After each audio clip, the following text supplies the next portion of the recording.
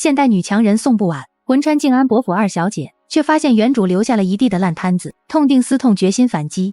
用现代商战思维玩古代宅斗，你们怎么会是对手？正是4月天，京都晴空万里，街市上游人如织，一派繁华盛景。可是静安伯府内，下人们走路皆踮着脚尖，生怕惊扰了府中主子。夫人已经3天没吃饭了，再这样下去可怎么得了？可不嘛，伯爷怎地还不回来？伯爷出征在外，镇守北疆，岂是说回就能回的？2个丫鬟正说着，江嬷嬷带着清堂从远处走了过来。让你们在这儿是伺候二姑娘的，嘴碎什么呢？江嬷嬷，我们知道错了，再敢多言，小心你们的皮！快去干活。是，我们这就去。细碎凌乱的脚步离开后，房门终于被推开，进来的除了江嬷嬷，还有贴身丫鬟清堂。而此时床上的宋不婉也颤颤巍巍地抬起了手。看，真好，又活了。前世宋不婉的一辈子过得兵荒马乱，好不容易获得了公司经营权，却又被查出渐冻症，在医院躺了3年，结果终究还是眼睛一闭，醒来时便已经穿越到了这里。姑娘，您起来了。宋不婉抬手摸了摸自己的脖颈，指尖传来轻微的刺痛。衣食无忧的宋二小姐竟为了一个渣男悬梁，而那渣男还是母亲赵氏的前夫胡胜荣，真叫人心梗。就算要上吊，那也得先把气出了吧。清堂端茶过来，宋不婉一饮而尽。江嬷嬷和清堂对视一眼，总算是略放心了些。姑娘可还有哪儿不适？帮我换身衣裳，去一趟一心堂。姑娘您刚醒，要不您先歇会儿，等气色好些了再去。现在便去。宋不婉坐到梳妆台前，看着镜中自己那张15岁的脸。小姑娘，我会替你好好走完这一生的。不一会儿，清堂便给宋不婉梳妆打扮妥当之后，2人便走出了灵竹院。我的事没告诉我娘吧？姑娘您放心没呢？宋不婉点了点头，示意清堂在前面带路。刚到一心堂门口，屋内的对话清晰地传了出来。夫人，您吃一口吧，公子和姑娘们还指着您呢。我死了，他们才有好日子过。您信不信，您就算是死了，身上的脏水也一滴都下不来。不只是您，还包括您的子子孙孙，他们都会说您对胡三爷情根深重，旧情。不晚，不是的。您告诉我没用，您要告诉所有人，也告诉宋，告诉我爹，您不是别人说的那样。没人会信我的。您不试试怎么知道？活着才有机会，死了才真的是没人会信你。是啊，夫人，您都跳出那火炕了，就别去管他了。清者自清，清者可不一定自清，脏水泼过来了，就该反泼回去。都是娘的错，您没错，错的是那姓胡的，说什么放不下您，都是骗鬼的。可外人不知道，他们只信那些流言，他们骂我水性杨花，骂我趁着伯爷出征勾引男人。人言也未必可畏，大多数人也只是说过就忘，谁还能真的把别人的事放在心坎儿上？但你若是被人言逼死了，真正吃苦受罪的是爹和我们几个。不晚，我的不晚，是娘对不起你。夫人姑娘说的对，您的活着才能看着姑娘们嫁人，看着公子考功名啊。不晚，你千万别乱来。放心，都听您的，您先把粥喝了，身子要紧。宋不婉见他精神好些，便起身告辞。娘，您好好养着，我也回去歇会儿了。赵氏看着他，眼泪又淌了下来，只能拼命点头。刚走出一心堂，便见一个小丫鬟急匆匆地往这儿走。去问问怎么了？清堂赶紧过去拦下小丫鬟，没说几句，目光闪烁地走了过来。和我有关？姑娘是宁远伯府的孙六公子来了，就在花厅等着，说要见您。孙六公子就是原主的那个定亲对象，孙家3房嫡出，单名一个陆字。我去瞧瞧。姑娘，要不让江嬷嬷去？我自己的事自己来。主仆2人到了花厅，便见一书生模样的人站在窗口，听到脚步声，孙禄转过身，看清来人是宋不婉，霎时怔住。见过宋二姑娘。孙六公子何事要说？在下过来就是想告诉你，我不退亲。不退亲？孙六公子是在说笑吧？婚姻大事岂能说笑？万望宋二姑娘莫要将我娘的话放在心里，她只是一时糊涂。孙家何德何能，竟如此猖狂？说退就退，说娶便娶。你当我宋家是什么？又当我宋不婉是什么？我向你赔罪，只要宋姑娘能应了这门亲事。你赔罪是应该的，你认为这是诚意，在我看来却是羞辱。宋二姑娘，我是真心的，我知道你受委屈了，我会补偿你的。你的真心不值钱，否则你娘又怎么会不问你一句便来退亲？你娘过来退亲是我的福气。孙禄身子晃了晃，来人，打出去！清堂愣在原地，看着宋不婉的背影，满是震惊。不过10日，姑娘竟像变了个人。听不到吗？是，来人，将孙六公子打出去。宋二姑娘，你再想想，我是真心喜欢你的，你不能。花厅外的婆子们早已在旁等候，听到吩咐后，拿着扫把、抹布一拥而上。孙禄吓得腿一软，直接瘫倒在地，架起来扔出去。宋不婉看着婆子们架着孙禄向外走，也抬脚跟了上去。哪有不递帖子就往府里闯的？这要是在我们乡下，得打到他家门口去。回头打听下，这婆子是哪个院的，做什么的？是，姑娘。宋不婉正准备转身回府，门外突然传来一个女子的声音：孙六公子与宋二姑娘好歹有过婚约，就算退了亲，也该好聚好散，怎能如此不讲情面？姑娘是胡家四姑娘胡曼如，胡渣男的女儿倒是送上门来了。宋二姑娘也不怕被人笑话。胡四姑娘，你倒是先看看自己翻白眼的样子，再来说别人笑话二字。我只是恰好路过，见你们伯府仗势欺人，才忍不住为孙六公子抱不平。宋不婉嘴角勾起一抹讥诮，目光转向围观的百姓。我们府上欺负人，感情胡郎中府上但凡有个什么人去，都敞开了门来迎的。那大家可都听好了，听说胡郎中府上的蔷薇是一绝，大家有时间都去看看。围观百姓本就爱凑热闹，听到这话顿时哄笑起来。好嘞，明儿就去。咱俩一起。那我也去。胡郎中府上的蔷薇香了一条街。胡曼如见百姓起哄要去自家府中，脸色瞬间变得惨白。不行，我家不是什么乱七八糟的人都能进的。这话一出，围观百姓顿时不乐意了。我们可都是良民，怎地就成了乱七八糟的人了？合着就你们可以随意往别人家闯？照我说，宋二姑娘做的对，退了亲还往人家家里跑什么呀？宋不婉眼带笑意的欣赏了一会儿众人的口舌之力，又瞟了一眼快要急哭的胡曼如。胡四姑娘，要不你赔个不是？我向他们赔不是。无论是世家大族还是蓬门小户，去别人家都得提前说一声儿的，谁会不知道呢？再说你怎能用乱七八糟来责骂百姓？还是赔个礼吧。这番话既给了胡曼如台阶，又点出她的不妥。胡四姑娘，你确实不妥。他方才都叫人将你打出来了，你还帮他说话，你太过分了。胡曼如一跺脚，转身上了自家马车。原来这胡曼如对孙禄早有情意，只是以孙三夫人那般势利的性子，未必能看得上胡家。孙禄脑子这会儿有些转不过来，只能眼睛一翻，装晕过去了。清堂大家伙儿也累了，让人去买些饼子出来，给大家垫垫肚子。宋不婉说着，朝百姓们微微颔首，这才转身进了门。大家看了一场热闹，居然还有饭吃，没人不说宋家二姑娘的好。清堂把事情办完后，回来看着宋不婉欲言又止。我知道你想说什么，你怕我抛头露面，坏了名声，以后难嫁人，对不对？姑娘，奴婢不是嫌您，只是世家大族规矩多，怕人说闲话。如今父亲和大哥不在府中，拼着不嫁人，我也得把门庭之硬起来，不能让人轻巧了。姑娘是奴婢短视了，都是奴婢的不是。你也是为我好，怕没人愿意娶我，但婚姻之事还是随缘吧。若没人娶就别嫁。门口出现了一个小男孩的声音，宋不婉一看就明白，这恐怕就是原主的弟弟宋不轩了。我不嫁，你愿意养我？养你有什么难的？那你好好读书，回头登阁拜相，毕竟你二姐姐我不是那么好养的。见宋不轩的小脸吓得都皱巴起来了，宋不语想起他马上就要去国子监了。把我那个徽州墨拿来，给小公子做国子监入学礼。不用了，国子监那边让我暂停入学。什么？可说了为何？说要再斟酌斟酌，他们不让我去，我还不乐意去呢。难不成不入国子监，我便不能科考了不成？宋不婉沉默片刻，心中明白定是受了赵氏的牵连。国子监是要进的，一来为科考，二来为人脉。清堂，你跟江嬷嬷说一声，每3日便着人去国子监问一声，看他们斟酌好了没。啊，二姐这问啊。当然，咱们家是伯府，本就有一个名额，他们不让你去，总得有个正当理由。可娘的事，头抬起来，娘有何错？二姐我对不起娘。你年纪小，自然不懂，但你是个聪慧的，我说了你就明白了。当年娘在胡家，若胡三爷真帮娘说了话，娘大可和离，为何是休弃？娘从未有过别的坏名声，这事凑在胡三爷，不在娘。这姓胡的太可恶了，姐套麻袋吧。套麻袋不是不可以，但还不够，放心，恶人自有天收。宋不轩目光闪了闪，便告辞离开了。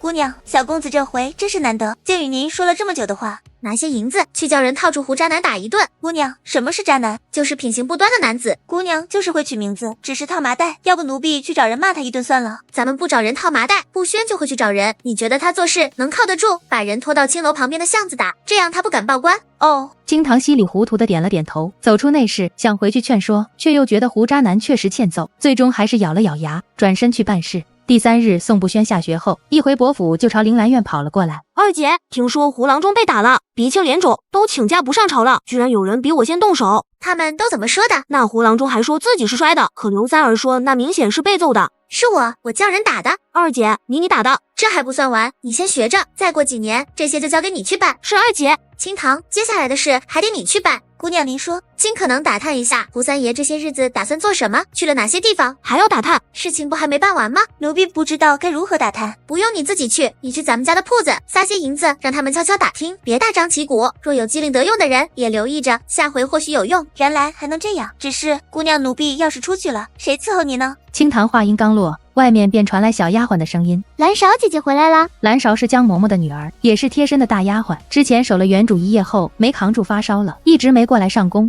奴婢见过姑娘，身子好全了。好全了，这些日子辛苦清堂了。不辛苦。宋不婉让兰勺留下伺候，清堂这才放心离去。到底是贴身大丫鬟指明了方向，第3天就有消息了。姑娘昨日胡三爷先去青云书局订了书，又去了咱们家的胭脂水粉铺，从铺子里出来就去了烟柳胡同，那里养着个外室。礼部郎中养外室，就算不触犯律法，也为人所不齿，晋升无望了。二虎说他还看见了大姑爷也在烟柳胡同。谁？大姑爷呀。二虎是青芽茶庄的伙计，青芽茶庄正好就在烟柳胡同旁边，奴婢还亲自去瞧了一眼。那胡郎中外室隔壁住着的娥姑娘是大姑爷的人，就是说那是宋不语相公罗松在外面养了小三，这渣男还真的是一窝窝的出啊。姑娘您也觉得这像是假的吧？大姑爷对大姑奶奶多好啊。宋不晚还没想清楚要怎么办，却听到门外传来小丫鬟的声音：姑娘，夫人那边来人，说大姑奶奶回府了，请您过去一趟。知道了。宋不晚收拾齐整，前往赵氏所在的逸心堂。他心中犹豫，不知是否该将罗松养外室的事告知大姐宋不语。夫人，大姑奶奶，二姑娘来了。那么大声做什么？难不成要我们出门去迎她？见过娘，见过大姐。免了，快过来坐。为了个男子寻死觅活，好有胆气。不晚也是一时没回过神罢了。大姐说的极好，自今日起，所有的男子在我眼里都是浮云。你可真有出息，因为一个男人，你就打算这辈子不嫁了？不晚，你真不想再嫁了？遇到好的，我肯定会嫁，我又不傻。姐妹俩在赵氏这里吃过了午饭，又哄着她躺下休息，才一起退出了内室。大姐，有话去沁兰院说。沁兰院是宋不语出阁前的闺房，姐妹俩刚走出逸心堂，便见有小丫鬟匆匆赶来，说大姑爷过来接大姑奶奶了。大姐，你这就要回去了？不说了，要跟我聊会儿吗？都来接了，半个月后永平侯府办宴，有话咱们那会儿再说。好，将宋不语送到二门处。见过姐夫。二姨妹有礼，我去给岳母见礼。不必，我娘睡下了，下回再说吧。宋不语跟妹妹告了辞，便和罗松一起出门了。罗松却回头看了宋不晚一眼，那眼神似是在看一件贬值的货物，欣赏中带着一丝可惜。早晚叫你知道，你的眼睛是瞎的。回到灵竹院，宋不晚把清堂叫过来，说有事要他去办。蓝勺却委屈巴巴地看着宋不晚：姑娘，您的月例银子不多了。我还有多少银子？只有20两银子了。姑娘，盯梢的好几个人，套麻袋也得花钱，还有封口费。20两相当于现代4万块，虽不够大动作，盯梢尚可。看来以后还得挣银子，没钱寸步难行。先婶儿给办了，回头咱们再斟酌挣银子的事。都听姑娘的。清堂，你去查查胡渣男他夫人的性子如何？这倒不用查，他可不是个好人。你忘了新春宴在范家遇上的，他还故意气咱们夫人呢。可不吗？这胡三夫人看见咱们夫人就黑脸，那就没什么心理负担了。宋不晚低头轻声叮嘱清堂几句，让他办好自己说的这几件事。几日后，宋不晚刚吃过早膳，清堂便急急过来，说那胡渣男下朝回来后，便去了烟柳巷。走，快过去。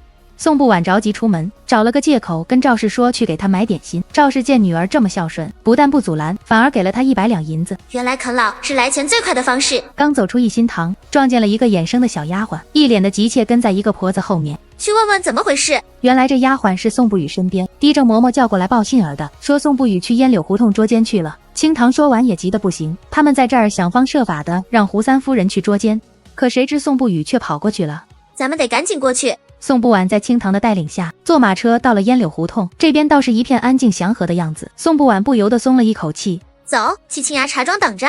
青芽茶庄是宋家的产业，就在烟柳胡同的一侧，站在廊下便能看到那额娘的院子。姑娘，那不是罗府的马车吗？大姐应该在茶楼，奴婢去打听一下，看大姑奶奶在哪个包间。不一会儿，清堂便打听清楚回来了。宋不晚闻言，径自去了宋不语的包厢。大姐，你怎么来了？这里没你的事，你早些回府，免得娘担心。大姐，我知道你是出来捉奸的，我没进去。大姐捉奸不适合你，就你带来的那些人，只怕是骂不过也打不过。这事儿是家里的妯娌说的，我知道他是想让我在府中失了面子，失了公婆的心，他好结掌中馈罢了，我何必上他的当？大姐，你想出气也容易，咱们不捉，让别人捉。不晚，你可别乱来，你还没出阁，又刚刚退亲。放心，我岂是那般没分寸的人。话音刚落，宋不晚突然瞥见窗外一辆熟悉的马车驶进烟柳胡同，眼中闪过一丝笑意。咱们去廊下坐着。宋不晚拉着宋不语坐到了廊下，能清楚地看到外面。不晚，我现在没心情陪你闹。大姐，你一会儿就知道了。去拿几碟子点心过来，记我账上，回头还上。朱锦，你去吧，娘给你的铺子，你自己若是好好打理，又怎会如此窘迫，还要记账？这时走进烟柳胡同的马车也停了下来，一个胖妇人在丫鬟的搀扶下走了出来。那妇人你认识？那是胡渣，胡三爷的夫人。胡三夫人，她怎么会来这儿？不晚，你到底想做什么？大姐，您别慌，我只是让胡三夫人替咱们捉奸罢了。胡三夫人带着婆子走到额娘院外，一个胖嬷嬷上前对着院门狠狠拍打，咚咚咚的声音响彻胡同，很快便引来了不少围观百姓。里面的小娼妇，赶紧开门，别躲在里面当缩头乌龟。敲了一会儿，院门终于开了一条缝，一个小丫鬟探出头来。好一个小蹄子，主子叫门你还敢磨蹭？胖嬷嬷一脚踹开院门，胡三夫人见院门已开，大手一挥，带着丫鬟婆子气势汹汹地冲进院内。不过片刻，婆子们便从院内扯出一男一女，那女的便是额娘，而那男的正是罗松。宋不语的眼睛死死地盯着罗松，而胡三夫人这会儿也看出来，这人并不是自家男人。你怎么不是胡胜荣啊？谁是胡胜荣啊？你眼睛瞎了？谁是胡胜荣？萨爷他们太欺负人了。就在这时，隐在围观人群中的二虎突然梗着脖子喊了一嗓子：哟，这不是罗记酒家的大爷吗？这一嗓子喊得罗松身上冷汗涔涔。罗记酒家的大爷，记酒家的大爷，居然也养外室。你瞧瞧那小娘子，娇娇软软的，如果是你，你不养？养，祭酒家的大爷也是男人吗？宋不语在楼上看着，面无表情，但拧着帕子的手却抖得厉害。而下面的胡三夫人也知道自己搞错了，又不想得罪罗松。我不是故意的，是别人告诉我胡胜荣那王八蛋的外室就在烟柳胡同。他那外室在隔壁呢，你弟儿都没搞清楚。原来在隔壁。走，罗大爷，是我的不是，回头再去您府上赔罪。不必了。胡三夫人转身就走，围观的百姓们都兴致冲冲地跟着去隔壁看热闹。茶楼这边的宋不语盯着罗松，看着他将额娘拥着进屋内，死死地咬着嘴唇。大姐，这件事情只有你是无辜的，你想怎么着都成。宋不婉见他沉默，心里微叹。大姐，我只是想告诉你，如果你打算和离，家里人都支持你。我到底做错了什么？你没错，错的是罗松。是，我先回去了，你也早些回去，别让娘担心。大姐，我送你。不用送了，倒是听说祖母打算回京，你也长大了，娘那里你看顾着些。宋老夫人。宋不婉脑海里掠过一个满头青丝，但法令纹却极重的老夫人。那是宋伯爷的继母，前几年回了老家安阳。在原主的记忆里，这位老夫人对赵氏向来苛刻。大姐放心，有我在，她欺负不着娘。宋不语没再多说，转身踉踉跄跄地离开了。姑娘，大姑奶奶不会出事吧？不会。那对于胡渣男，咱们接下来该怎么办？宋不婉笑了一下，把赵氏给的100两银票全部交给了清堂。姑娘，要这么多银子，我也不知道需要多少，你先用着，达到目的才是首要的。一切安排妥了，宋不婉动身回府，只是马车还没走到一半，路便被堵住了。清堂连忙下车查看，很快笑着回来了。姑娘，是各个青楼的姑娘们在选最佳恩客呢，是以样貌论还是以财富论？奴婢也不知。不过刘春楼的最佳恩客是君九爷，平侯府庶出的五公子。宋不婉不太感兴趣，于是吩咐马车掉头走别的路回府，只是还没坐多远，就又被堵住了。姑娘走不动了。咦，那辆马车上的徽标怎么是咱们府上的？姑娘，不会是老夫人的马车吧？你去打听一下。没一会儿，清堂便一脸紧张地回来。姑娘，真是老夫人。宋不婉深吸一口气，下了马车，跟着清堂走到宋老夫人的马车前。孙女儿不晚见过祖母。一个姑娘家不在府里待着，整日出门闲逛，成何体统？大概是遗传吧。那你就在外面待着，别回府了。随着这句话，马车开始缓缓走动。宋不婉朝马车行了一礼。不晚送祖母，姑娘吓死奴婢了。有什么可怕的？我们得赶在她到之前回府。还有没有进道儿？倒是有，就是有一段路要走。走。宋不婉紧赶慢赶，终于回了静安伯府。赵氏此时也知道了宋老夫人回京的消息。娘不用着急，慢慢来。你怕是不记得了，你祖母她不喜欢我。有几个婆婆会喜欢儿媳妇的？您看外祖母不也常跟舅母拌嘴？再说了，您现在是伯夫人，这个家是您在当。赵氏不语，急匆匆地带着宋不婉来到了大门外迎接。等了一炷香的功夫，宋老夫人的马车都没有出现。这么点路，至于这么慢？找个人瞧瞧去。清堂现在已经非常适应宋不婉的行事方式，没一会儿便打听完回来了。姑娘，宋老夫人的马车停在了一家茶楼门口。他这是故意搓磨我。一家子女眷站在大门口等，像什么样子？清堂领几个人去搬2把椅子出来，一张小案几出来，再让蓝勺去厨房拿些点心和茶水。不晚，你这是要做什么？祖母喝茶去了，您只怕是也不愿意进去等，不如咱们母女俩看看景儿。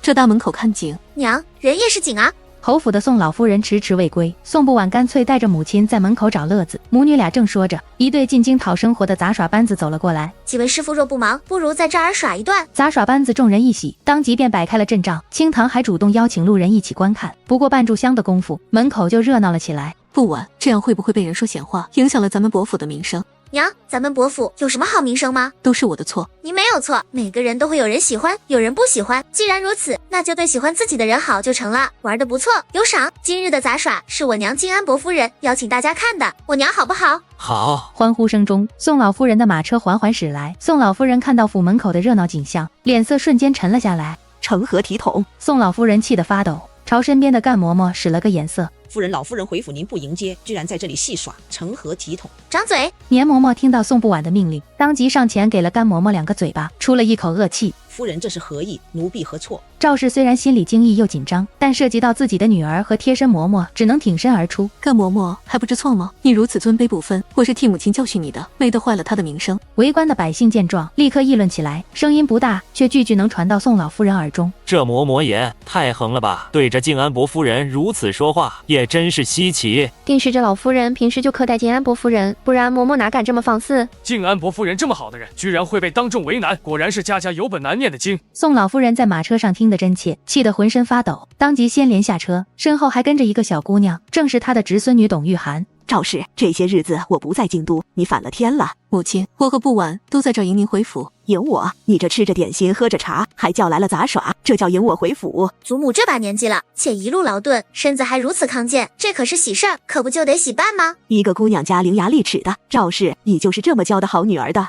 宋不晚悄悄往赵氏身后退了2步，看似怕了，然后凑到赵氏耳边小声地说道：“娘，快晕过去！”赵氏一愣，还没反应过来，腰眼子就被宋不晚轻轻捅了一下。当下心一横，眼睛一翻，身子便往后倒去。宋不晚和年嬷嬷早有准备，一左一右稳稳接住他，动作默契的像提前演练过。百姓们见状，议论声瞬间大了起来，全是指责宋老夫人的话。宋老夫人脸色铁青，众目睽睽之下，她也无可奈何。姑祖母，快找大夫过来吧。去，让人找个大夫进府瞧瞧。董玉涵不等干嬷嬷动身，便快步走到赵氏身边，跪倒在地，伸手要去搭赵氏的脉。二表姐别担心，我在家学过一点医术，能帮表婶看看。董玉涵的话还没说完，赵氏的手悄悄抖了一下。宋不晚见状，立马打起了圆场。娘，您醒啦！我娘身子弱，倒没有其他的病症，只是一时受了惊吓。表婶无事，这次是千好万好的。董玉涵跟着宋不晚和年嬷嬷一起将赵氏扶了起来。知你见过表婶？玉涵是吧？好好好。祖母见状冷哼一声，带着玉涵就回了荣安堂。众人回到一心堂，赵氏靠在软榻上，想起董玉涵方才的样子，不由得感慨起来。当年见到玉涵还是个小丫头，别提多骄横，不想长大了倒是个懂事的。多年未见，她倒是一口便能叫出我是二表姐来。年嬷嬷，今日早些上饭，一会儿荣安堂那边定是要来人的。娘，我陪您用膳，一会儿跟您一块过去给祖母请安。母女俩晚膳刚吃到一半，荣安堂那边便来了个小丫鬟，说是老夫人请伯夫人和二姑娘一起过去用膳。母女闻言也没理会，吃饱喝足后，这才一起前往荣安堂。一路闲逛到荣安堂门口，赵氏的身子还是不由自主地僵了僵。夫人和二姑娘到了，请进吧，老夫人等候多时了。若不是我和娘亲自迎祖母进府的，听干嬷嬷这么说，还以为祖母回京多日呢。门口的对话，屋里的宋老夫人自是听到了，因此在赵氏和宋不晚行礼的时候，她半晌没任何反应。宋不晚见状，连忙扶着赵氏站了起来，跪下。祖母，我们母女做错了何事？静安伯府的名声都毁在你们母女身上。赵氏那胡郎中写诗的事儿，莫非没告诉你女儿？你被孙家退亲不说，还将孙六公子打出门外，这莫非是什么有脸的事不成？竟还不知错？祖母，胡郎中作诗的事儿，我自然知道。您若认为不对，那就应该打到胡家去，与我娘有什么干系？至于孙家的事儿，他们做了该打的事儿，打出门外，算是孙女心善。赵氏，你听听，这就是你教的好女儿。你听她这说的是什么话？自今日起，你二人禁足，等老身与族老商量之后再做处置。听到这话，赵氏哭着朝宋老夫人跪下了。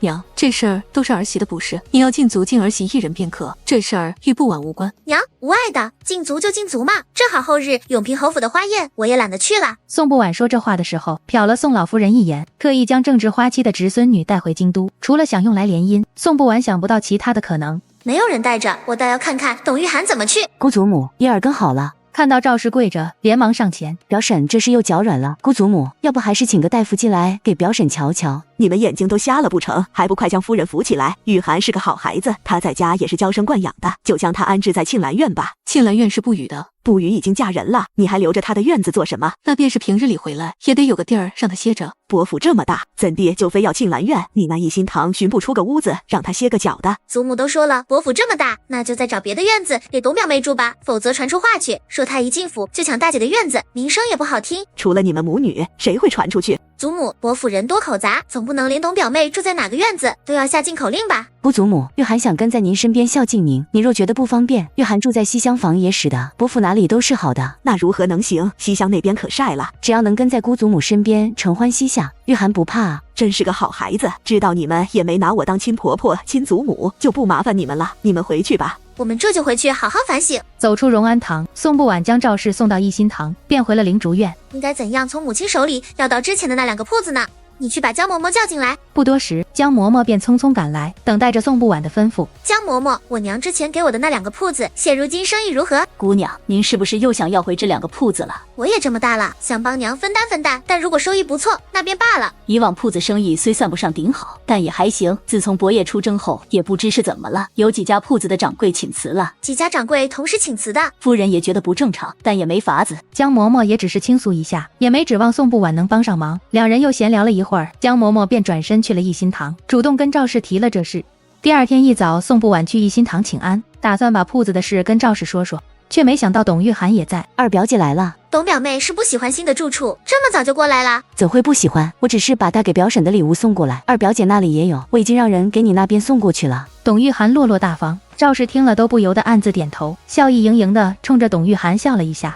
不必多礼，这一转眼的功夫就长大了，出落得真好看。昨儿起风了，你睡得可好？娘睡得好着呢，这时节就算是起风了，也是暖的。都快入夏了，表婶还担心二表姐受了凉，可真是慈母心肠。董表妹这是想娘亲了，这会儿写信回去，让董家表婶过来也来得及。这话让董玉涵脸色微僵，可她不想得罪宋不晚，便压下了情绪。等几人又闲聊了几句，便起身告辞。按理我应该留他一起造山。娘，您留也无用，他不会在这里用的，他就不怕祖母生气吗？也是，不晚。江嬷嬷说你想要那2个铺子，你真有这个心，娘便把铺子交给你。您不怕我把铺子的生意给做砸了？不就是亏点银子吗？你用心做就行，娘亏得起。赵氏的话让宋不晚眼眶发热，这一世的娘亲对他有着毫无保留的信任。娘，左右今日无事，我干脆去铺子里瞧瞧。想去就去吧，多带几个人，银子够不够？银子有呢，而且我这不是挣银子去的吗？哪还能要您的银子？挣钱哪那么快的？赵氏嗔怪地看了宋不晚一眼，又让年嬷嬷给他塞了100两的银票。娘，我以后好好孝敬您。说这话做什么？娘给你就用，别想太多，快去吧。宋不晚出门没直接去那2个铺子，而是去了青崖茶庄，然后把之前帮清堂打探消息的二虎叫了过来。这边情况如何？回姑娘的话，罗大爷把额娘接进府去了，双姑娘还在。接回府了？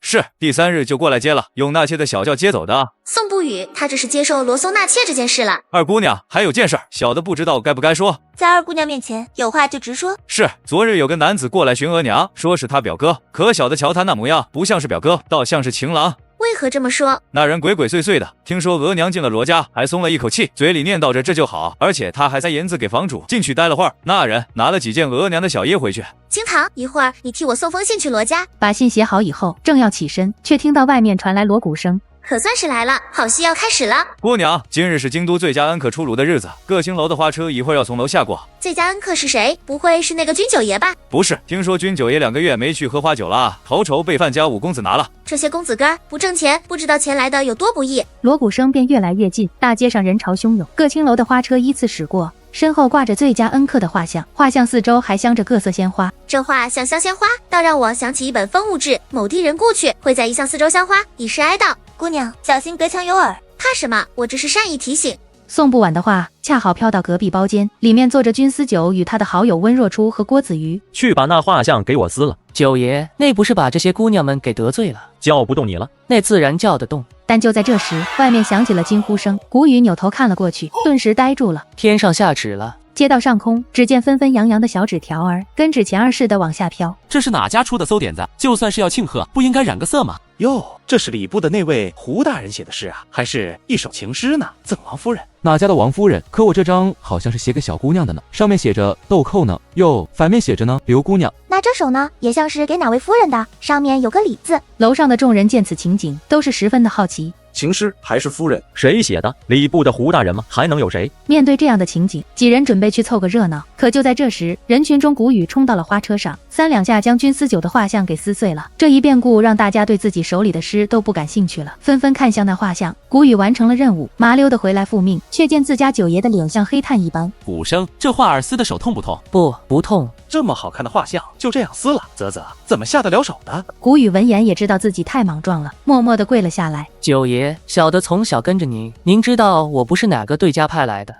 你只是蠢。宋不晚隐约听到隔壁有人说话，于是看向了二虎。二虎转身出门去问，很快便回来禀报，隔壁包间是君家九爷温三公子和郭家大公子。宋不晚点了点头，便看向了楼下。这会儿他心里开心得很，那些纸条上的情诗本就是他安排的。胡胜荣和那些收信人都是此前嘲讽赵氏最狠的人。姑娘，这法子有用吗？真正有脑子的人都知道这不是真的，那岂不是做了无用功？这些人给我娘泼脏水的时候，难道心里没数？他们只是喜欢泼脏水罢了。那我就把这水搅浑，大家谁也别想干净。走吧，看铺子去。京都闲人多，胡胜荣情诗得是以惊人的速度流传开来，却却早已没人记得赵氏的事。清堂对宋不晚越发敬仰。这日一早，母女俩便穿戴衣新去了荣安堂，给宋老夫人请安。赵氏，你的事情自己心里未必不清楚，还抛头露面做什么？祖母，这永平侯府又不是什么别的地儿，况且正经下了帖子邀请我娘的，怎么就叫抛头露面呢？若是如此，那我和董表妹更是抛头露面，那就都别去了。姑祖母也是关心表婶。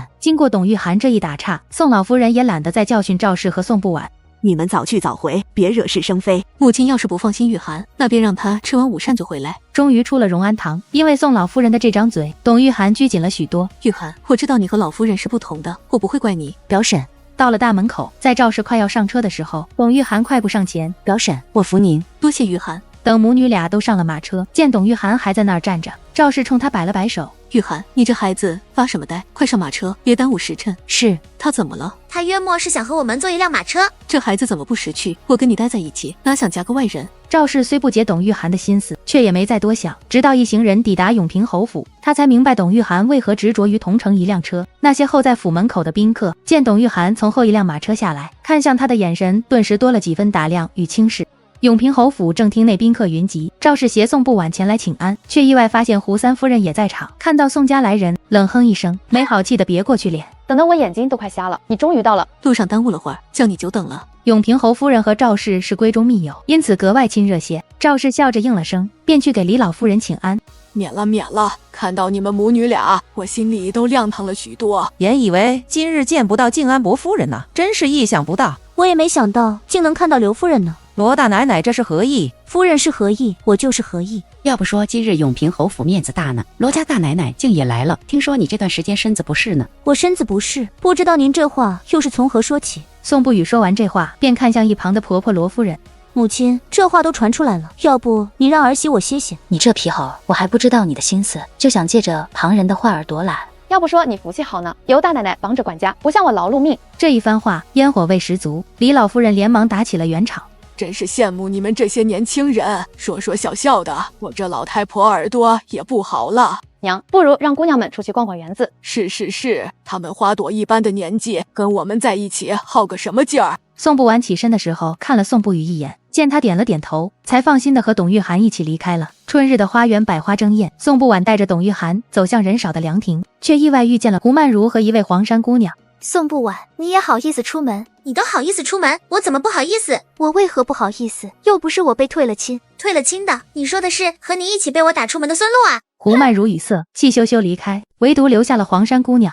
姑娘姓宋啊，京都静安伯府家的姑娘吗？正是，不知姑娘哪位？以前似是不曾见过。我姓魏，单名一个清字，我父亲是威武将军。同为武官之家，宋不晚的做法很对卫青的胃口，因此便留下跟他闲聊起来。却不想假山的另一面，一群男子听到了这段对话，面面相觑。早就听说宋二姑娘脾气不好，看来还真是骗人不成，被人欺负到头上来了，还忍着。其他人互各对视一眼，只当自己不存在。孙禄却从远处走了过来，朝着军司九行了一礼。多谢军九爷为宋二姑娘说话。这哪位呀？在下孙禄，见过军九爷。不认识，是宋二姑娘的前未婚夫。前未婚夫啊，那既然退亲了，便是不相干的两个人，又何必要替他道谢？听到这话，立马有人站出来替孙禄辩解。宋二姑娘对孙兄的情谊，谁人不知？那宋二姑娘为何将你那孙兄打出门来？走，这里乌烟瘴气的。是，走了，这里太臭了。我这两位兄弟说话太直了些，诸位莫怪。眼看着这三人走远，其他人面面相觑，也跟着散了。宋不晚并不知道军司九替他说话，只是见眼前的孙四姑娘冷着脸瞪着自己。宋姐姐，这位姑娘好像不大喜欢你。不喜欢我的人多了，你还好意思笑？我六哥对你一片深情，你竟将他打出府来。孙银和孙禄是亲兄妹，因此很是为自己的兄长打抱不平。董表妹，你觉得呢？孙家已经退亲了，孙六公子不经长辈同意贸然上门，自然是要打出去的。二表姐并没有做错什么，孙姑娘竟然还要来质问，有理。你们太欺负人了，分明是你娘不守妇的。话没说完，宋不晚啪的一声给了孙银一个巴掌，看得所有的人都惊呼起来。管好你的嘴，否则下次我还扇你。孙银也惊呆了，随后大哭着跑了。可两个人闹得动静太大，永平侯夫人与孙夫人等人闻讯赶来。静安伯夫人，是你家二姑娘长乖了，我家四姑娘不晚不会轻易长乖别人的，从小到大她连丫鬟都没动过手指头。是啊，孙四姑娘，我二妹一向温婉，如何会对你动手呢？孙银百口莫辩，捂着脸转身跑了。事情也简单，宋不晚三言两语就说明白了。赵氏，你就是这么教女儿的，还有没有点规矩？你又是怎么教女儿的？她凭什么质问我家不完？静安伯夫人，我家们女儿被你们家女儿打了，你们若没个说法，这辈子我们孙家和你们宋家老死不相往来。那便老死不相往来。好好好，今日扰了府上的雅兴，是我们的不是，下回再来府上打扰。这种情况下，永平侯夫人也不好说什么，只能任由孙家走了。随后，永平侯夫人也拉着赵氏去看戏了，只留下了宋不语和宋不婉姐妹。不婉，你这脾气也得改改。他说什么，你没长嘴吗？非得上手。好了姐，我以后注意。宋不语看了妹妹一眼，又是无奈又是心疼的。大姐，你真帮姐夫把那个黄娥纳回去了？她已经有孕了，难不成去母留子？那你往后怎么打算？早些生个儿子，他生100个也庶出。只有我的儿子是嫡子，有了嫡子，我还怕什么？宋不婉若有所思，她理解姐姐的选择，却不想走同样的路。你这回恐怕这1年半载的不会有人上门提亲了。宋不婉唇角露出一抹笑意，这就是她的目的。1年半载足够她对将来做出规划。天色晚了，众人从永平侯府告辞出来，宋不婉却对董玉涵说，要和她坐一辆马车。董表妹，你放松一下，我就是想跟你说说话。二表姐，我是不是做错了什么？没有，我只是想问你，今日的这场花宴，你可看出什么了？京都富贵人家甚多。我以后出门会小心谨慎。小心谨慎自是好事，不过若有人要害你，你无权无势，再谨慎也无用的。多谢二表姐提醒，玉涵明白了。经过今日一遭，董玉涵得出结论，想要在京都过上好日子，那要讨好的人不是赵氏，也不是老夫人，而是宋不婉。凭我说起来，也算是表姐妹，我自是会维护你的。不过嘛，若是你在祖母那里挑拨是非，我还是不会对你客气的。二表姐，我不会的。祖母年纪好大了，咱们让她开开心心的，费那么多神做什么？你说对吧？是，二表姐，听姑祖母说，她打算让三表叔一家子回京。听到这个消息，宋不婉眉头皱了皱，脑子里回忆起了当初的记忆。宋家三老爷是宋老夫人的幼子，极其疼爱，但因犯了错，被宋伯爷赶回了老家安阳。一家人到了静安伯府，董玉涵就回了荣安堂，而宋不婉在送赵氏回义新堂的时候，把宋三老爷要回来的消息告诉了他。三叔一家子要回来，可伯爷当初说了不让他们回来的。娘，我猜三叔父回来的唯一理由就是祖母出了什么事。不晚，你笑比天大。宋老夫人如果真的有事，便是宋伯爷在家，也得让宋三老爷回来。第二天，荣安堂果然传来消息，赵氏领着宋不婉赶过去的时候，董玉涵看着宋不婉，悄悄地摇了摇头。果不其然，装病呢。只是作为晚辈，宋不婉虽然心里清楚，但也不好直说。赵氏，我怕是活不久了，你让人写信叫老三一家子回来吧。祖母，话不能乱说，我在奇物纸上看过，有些奇病来得快，去得也快。我的身体我知道，好不了了。娘，写吧。祖母若不开口，或许还有救，可她自己都说好不了。哎，老人家的嘴金贵着呢，说什么灵什么。你这个不孝的，你就不能指着我点好？娘您瞧，祖母这会儿又想活了，说话都利索了许多，可见我说的是真的。二姑娘，你这话可不能乱说，老夫人是真的病重了。祖母，你之前是不是有些晕？这会儿是不是好些了？宋老夫人还想反驳，但张了张嘴，到底还是咽了回去。不晚，不可胡闹，老夫人是真的病了。若真是如此，那还是写信叫二叔父、三叔父还有姑母都回吧。听到这话，床上的宋老夫人连忙给干嬷嬷使眼色。夫人，二姑娘，奴婢瞧着老夫人也是累了，要让她歇歇会儿。行，我回去就写信，好好照顾老夫人。我想法子去请太医过来给母亲瞧瞧。这话说的宋老夫人的手又是一紧，宫里的太医一来就知道她是在装病了。待赵氏母女离开后，宋老夫人立刻起身，满身是汗。我怕是不能病了，这可如何是好？赵氏回到义新堂，便提笔琢磨着要怎样写信才好。娘，不用写啦，祖母的病快好了。老夫人动了这个心思，只怕不会轻易放弃。三叔父的事或许阻止不了，但姑母却不能突然被叫回京都。他家的孩子多，好些到了谈婚论嫁的年龄，他如何走得开？宋不婉的话也是宋老夫人心里想的，因此第二天病情就有了好转。只要他暂时不作妖，宋不婉便决定先搞事业。回到灵竹院，宋不婉立即开始绘制草图，计划将那2个铺子打通，创建一个新品牌。二姑娘，小公子来了，进来。不宣，你喜欢吃什么？二姐让大厨房给你做。二姐，你有什么话可以直说。没有，你是我弟弟，照顾你是应该的。娘说以后让我照顾你和大姐，给你们撑腰呢。那等你能撑得住的时候再说。那行。次日，宋不婉一头扎在了铺子的装修当中，他将铺子取名和记，随着图纸落地，铺子的模样渐渐清晰，连董玉涵都忍不住好奇，跟着去看了几次。这样倒有些像茶楼的布局。不一样，我们只接待女客，茶水点心装饰都要按女子的喜好来。可是二表姐，好多首饰都是男子买给女子的呢。你可别忽略了京都女子们的购买能力。哇，也是。装修不是一朝一夕的事，宋不婉将开业的日子定在了端午节那天，就连赵氏都觉得晚了。不晚，要不要再提前一些？娘，提前了，铺子气味反而重，反倒不美。说完，宋不婉递了一个精美的画册给赵氏。娘，您瞧瞧这些首饰，有没有你喜欢的样式？不晚，你这是赵氏活了大半辈子，第一次见到有人将首饰描摹下来，还装订成这般精美的册子，一时竟忘了言语。娘，好看吗？好看。您觉得这个大姐戴上好看吗？你打小儿就会打扮，你选的不会有错。闻言，宋不晚便叫来下人，吩咐将首饰立即送到罗家，之后又挑了一件让人送给董玉涵。不晚，你这铺子才刚开张，还没见着进项呢，怎么就到处送首饰了？除了首饰，还有衣裙，我给你们准备一套，有你们穿着合记的衣裳，戴着合记的首饰，合记的生意早晚会火爆的。原来你是打的这个主意，倒是娘没想到。当着宋不晚的面，赵氏从箱子里拿出2000两银票来。你铺子开张，到处都是要用银子的时候，这就当是娘送给你的礼金。娘，我手里的银子够，娘不缺这点儿，你拿着安心。娘，您就不怕我把铺子开垮了？这银子都打了水漂。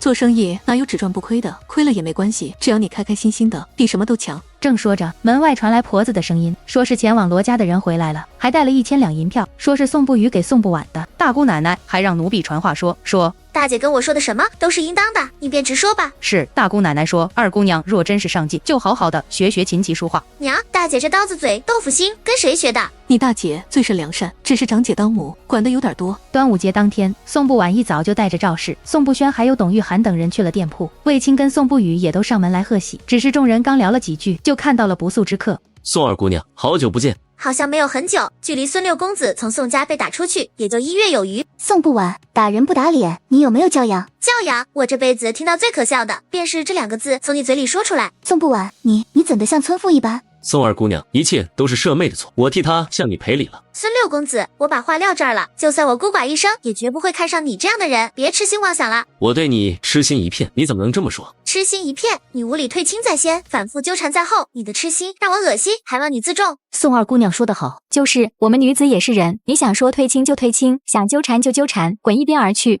就是什么痴心一片，当初宋二姑娘没有半分错处，你们家就要退亲，现如今说这话。哥，我们走，宋不晚今日之耻，我早晚要报。请便。端午节这一仗，宋不晚算是打了个漂亮，一时之间，合记也成了京都富人和姑娘们的心头好。宋不晚还推出了会员卡机制，赵氏都看呆了，便亲自到合记来视察。不晚啊，你让娘真的刮目相看。娘，我肯定不会让你失望的。娘带你去春来酒楼，好好犒劳犒劳你。宋不晚自然是从善如流，赵氏愿意多出来走动，他自然是高兴的。等2人到了地方，却在走廊上撞见了胡胜荣。宁娘，你可好？你走远些。宁娘，我知道是我对不起你，只是一日夫妻百日恩，我们之间怎能断干净？你是你，我是我，我们早就没关系了。你走远些，莫吓着我女儿。宁娘，你怎么变成这样？当年的你分明贤惠端庄，温婉可人。听到胡胜荣提起当年的事，赵氏眼泪如珠子似的往下淌。可见您是个没福气的。我娘贤惠端庄，温婉可人，你也没留得住啊。我们长辈之间的事，小丫头不要插嘴。你才要闭嘴！伯爷都没有斥责过不晚，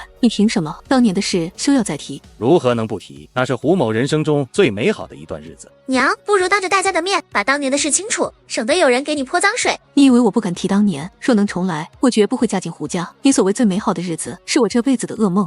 宁娘，你说的定是气话。气话！我嫁进胡家第2天，你娘就让我立规矩，一站就是1整天。你说她是为我好，我自幼有宫里嬷嬷教规矩，用得着她教。每日要等你娘吃过饭，我才能吃她的剩饭，连个丫鬟都不如。宁娘，我并不知情。你不知情？我现在的相公，连我钗子上少颗珠子都知道。你呢？我首饰、衣裳被你娘、你妹子拿去一半，你都不知道。你心里只有你自己，装什么深情？宁娘，不是你想的那样的。就在这时，胡胜荣的妹妹小胡氏就从楼上走了下来。赵氏，你胡说八道些什么？我们当初何曾拿了你的首饰？不过没等小胡氏多说，赵氏便指着她头上的发簪，这簪子便是我的。你凭什么说这是你的簪子？我出嫁的首饰都是定制的，这簪子上的符自能转动，转过来是宁字。这是你送给我的。若是我送的，你为何要反问我？凭什么说这是我的簪子？胡胜荣看着发簪，又看看赵氏，最终什么也没说。走吧，不晚。宋不晚却走到了胡胜荣面前。吴大人，你弃我娘如杂草，我爹视我娘如珍宝，你何必还要做那些自毁脸面的事呢？说完，众目睽睽中，宋不晚挽着赵氏昂首挺胸地走出了酒楼。只是上了马车后，赵氏整个人都僵住了。娘，您没事吧？不晚，刚才那些话真的是我说的。娘，您说的好极了，对待有些人用不着客气。这些话藏了20多年，今天终于说出来了。我没有对不起胡家，是胡家对不起我。您没错，只是以前没遇到懂您的人。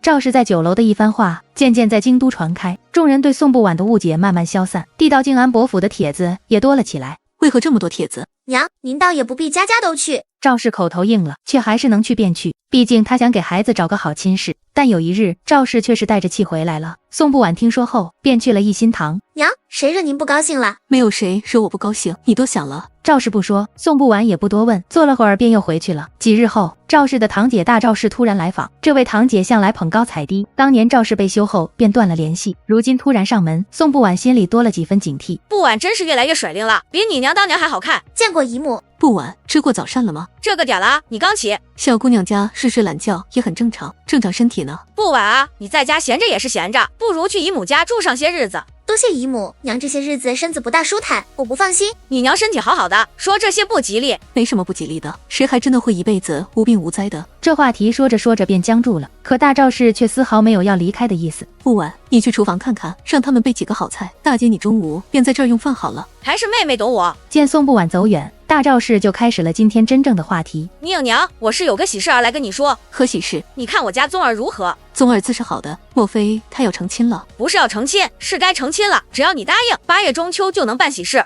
这哪里般配？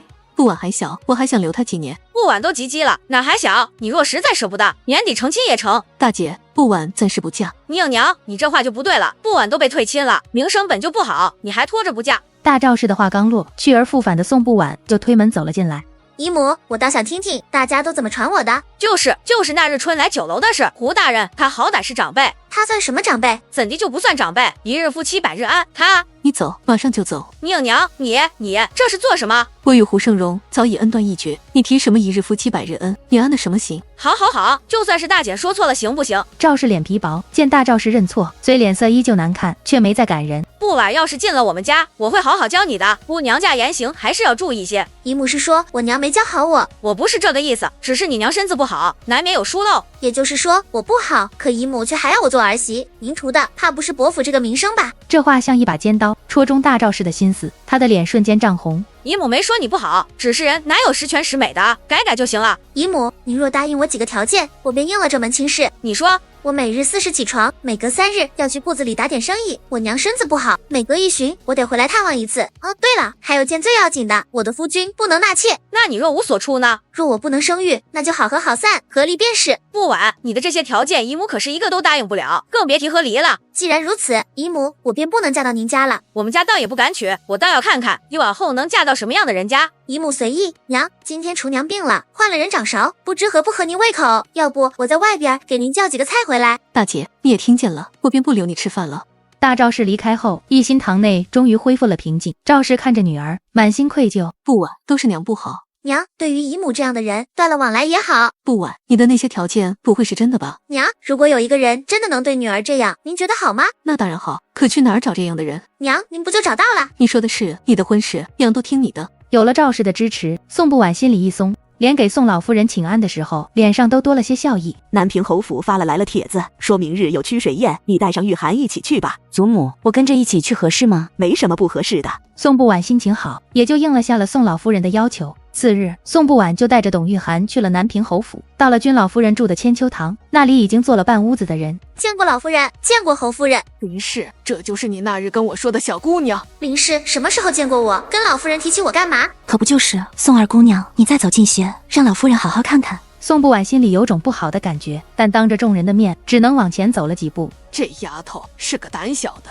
姑娘家吗？满京都哪有几个胆子大的？宋不晚越想越不对劲，便干脆不吭声了。君老夫人没再多说什么，宋不晚也就退到了一旁。又听其他人闲聊了几句，便和君家的姑娘一起出了千秋堂。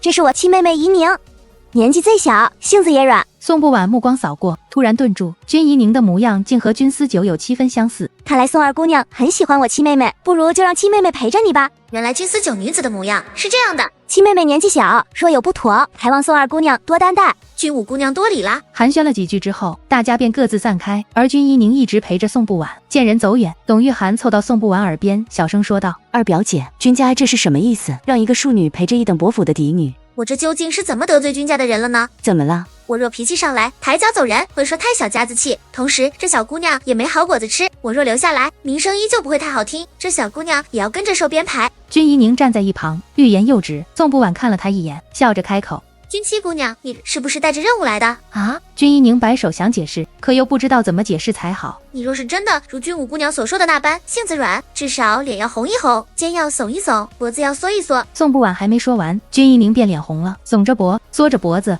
君一宁这副样子，连董玉涵都看出来有问题了。君妻姑娘，你是不是有话要跟我二表姐说呀？我只是想说，宋二姑娘是个挺好的人，所以你不想害我？倒也不是害你，我九哥其实挺好的。你九哥和我有什么关系？我嫡母说要去你家提亲。宋不晚觉得有些好笑，南平侯夫人为你九哥的婚事也是操碎了心，嫡母对我们兄妹却是极好。你觉得我也好？好。外面人怎么传我的，你没听说过？不管外面人怎么传，我知道宋二姑娘是好人。你怎么知道的？宋姐姐，其实我小时候就见过你了。那年元宵节，我差点被人拐走，是你救了我。宋不晚在脑海里扒拉了好半天，似乎是有这么回事。三人正说着话，便有小丫鬟找了过来，说请宋二姑娘入席。到了宴客厅，君姨叔便迎了上来。没想到宋二姑娘和七妹妹这么投缘。这话一说出来，周围传来几声嗤笑。宋不晚却面不改色。是啊，贵府七姑娘可爱的紧，我可真是羡慕五姑娘有这么好的妹妹。宋二姑娘说的是，七妹妹确实招人疼。宋不晚按爵位坐下，他扫了眼全场，就看到了坐在后排的胡曼儿。见宋不晚看来，他慌忙低下了头。宴罢，大家三三两两的坐在水榭旁歇息。胡曼如终于蹭到了宋不晚身边。你也想嫁给君九爷？什么叫也？你不是喜欢孙露吗？我什么时候说过喜欢他了？君家太复杂了，我是有多想不开才去趟这浑水。二表姐是不想嫁给庶子，就我这名声，就算是能嫁给嫡子，恐怕也都是不成器的。宴会结束，这边宋不晚刚回到家门口，就看到一人朝他走了过来。宋姑娘，我是居四九的小司经哲，公子说让您明日抽时间来趟清雅茶庄，有要事跟您商量。这是古代吧？就这样明目张胆的约？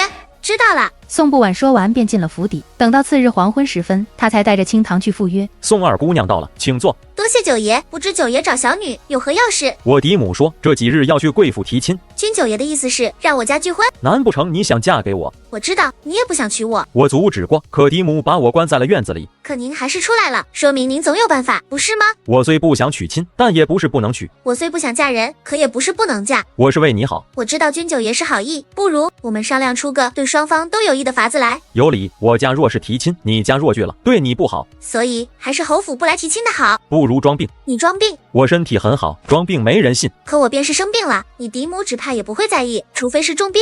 宋二姑娘说的是在下考虑不周了。君九爷，要不您回去先拖着，咱们回去都好好想想。好，若有消息，你可以让人将消息送到三清书局。好。宋不晚微微颔首，便起身准备相送。君思九再次向宋不晚行了一礼，这才转身离开。这君九爷是什么意思？哪有当着面说这些的？人家只是说自己不想娶而已，又没说别的。与其琢磨这个，不如想想，万一南平侯夫人真上门提亲，咱们该怎么办？这南平侯夫人也真是的，明明九爷都不愿意，还硬要上门求娶，哪有这样逼人的？侯门深似海，他有他的盘算罢了。对了，姑娘，还有个事，前记银楼开始模仿咱们合记了，也做了首饰画册，跟咱们的几乎一模一样，他们也太不要脸了。走回府，找一本给我瞧瞧，咱们再想对策。次日一早，宋不晚便在宋老夫人的唠叨声中，带着董玉涵又出门了。可马车刚到合记门，便见门口围着一圈人，吵吵嚷嚷的。清堂下了马车，很快就弄清楚了事情来源。是个女子，不买首饰，也不买布料，非要进后院，伙计不让，她就闹起来了。走，进去看看。一进铺子，宋不晚就见一女子叉着腰在跟伙计叫嚷：“你们既然说了后院是招待客人的，怎能分3、6、9等？今日我非进去不可。”姑娘说的是，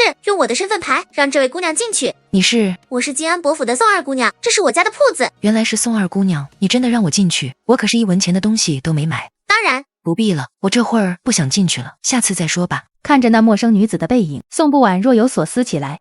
一场争执竟就如此悄无声息的没了，围观的百姓也就散开了。宋不晚却瞧见胡曼如也站在门边。如果我也想进后院呢？那便进来吧。宋不晚说着便转身朝后院走去。胡曼如迟疑了一下，也跟着走了上去。你为何同意让刚才那人进后院？因为他不是我能得罪得起的呀。你没看出来他手上的玉镯价值几何吗？那你为何又让我进来？我这是开门做生意，若不是在合记，你别指望我对你态度有多好，该打出门还是会打出门的。你说说你到底看上孙露什么啦？我不用你管。你不过就是因为孙路曾经是我的未婚夫，所以才对他有所惦记，你这又何必？不怕坑了自己一辈子吗？才不是。不承认就不承认吧，只是咱俩没必要如此剑拔弩张的，是不是？咱们俩难道还能成为好友不成？你心里还能喜欢我？我不喜欢你，也不讨厌你，一直是你跟我作对。我爹差点就成了你爹，我不信你心里不气。我为何要气？我感激还来不及呢。你爹哪里比得上我爹？那你爹？我家世比你好，长得比你好看，也比你有钱，你跟我作对是傻吗？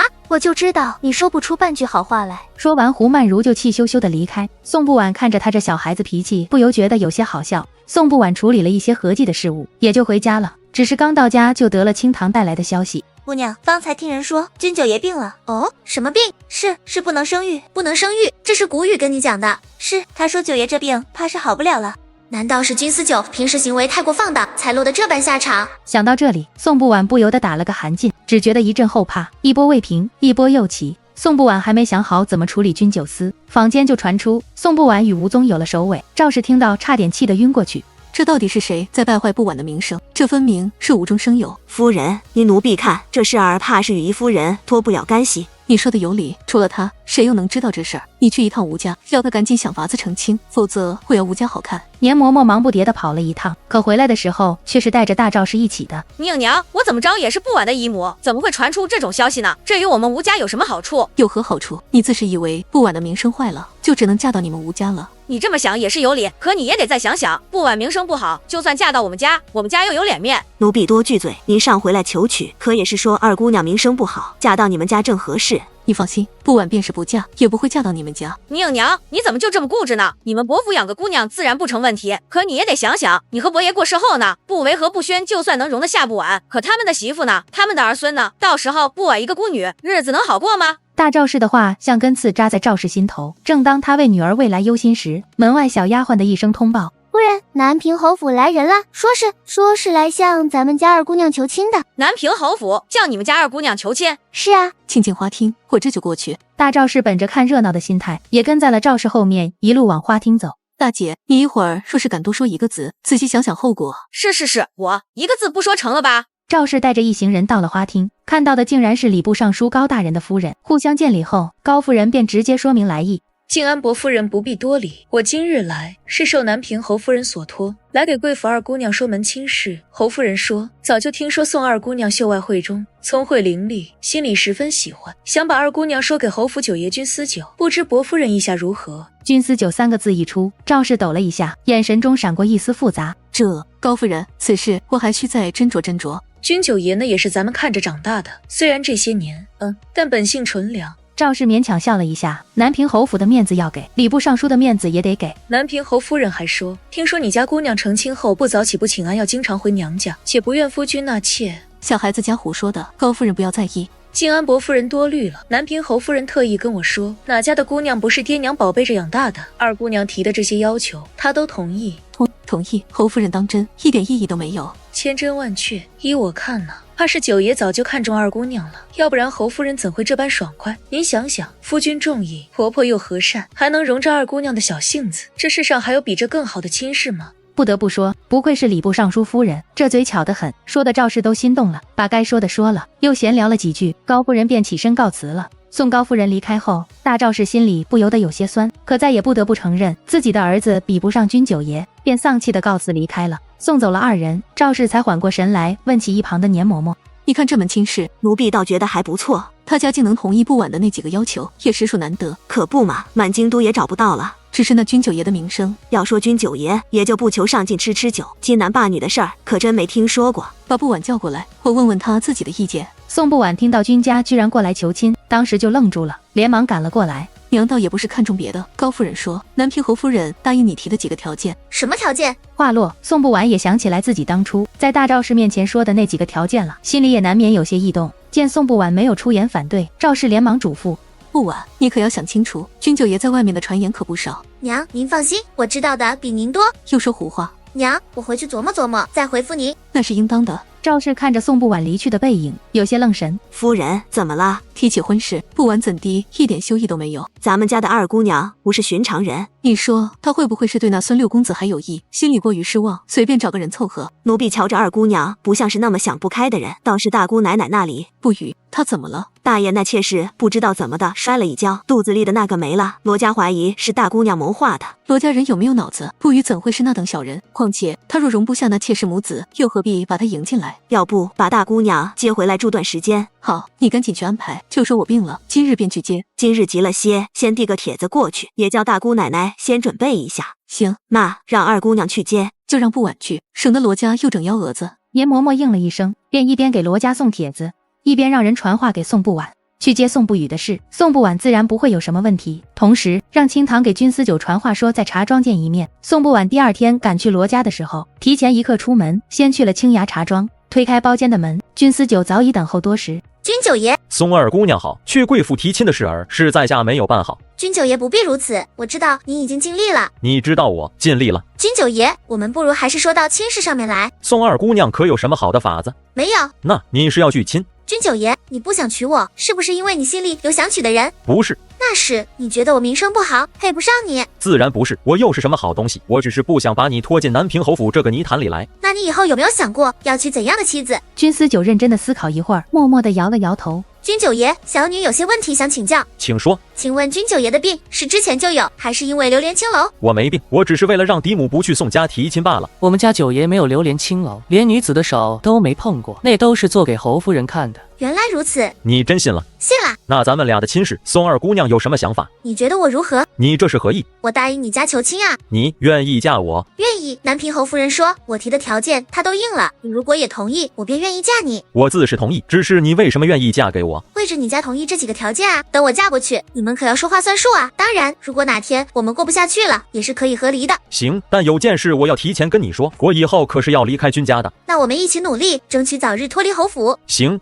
那行，往后咱们就当互相关照。我还有事，就先走了。宋不晚起身朝君思酒行了一礼，然后转身就走了。宋不晚很快就跟清堂赶到了罗家，只是刚到就被门房刁难了，居然叫我们建安伯府的二姑娘从西北角门进。是门坏了，还请宋二姑娘体谅体谅。门坏了啊，这可是大事。可不嘛，要不然也不能让宋二姑娘走角门不是。清堂叫个人去请人过来修门，好歹是亲戚，自然要帮上一帮。门若修得好，多赏些银子。一听到这话，看热闹的百姓中便有几个男子走了出来。姑娘，这门有什么难修的？我们来吧。你们能修好？那自然能修好，修不好不要钱。那便有劳了。门房一看这架势，心里一跳，赶紧上去拦住几人。这可是罗记酒家的门，与你们这些人家的小门可是不同的。什么不同？不都是木头的？无稽什么？都有人出钱帮你们修门，还在这里唧唧歪歪的。男子也是个脾气暴躁的，上前就把门房推到一旁。那几个男子上前把门一推，门便非常顺滑的开了。众人顿时面面相觑。姑娘，门是好的没坏，我们也不能收银子。原来门没坏呀，那便多谢了。好事，呵呵，那我们进去吧。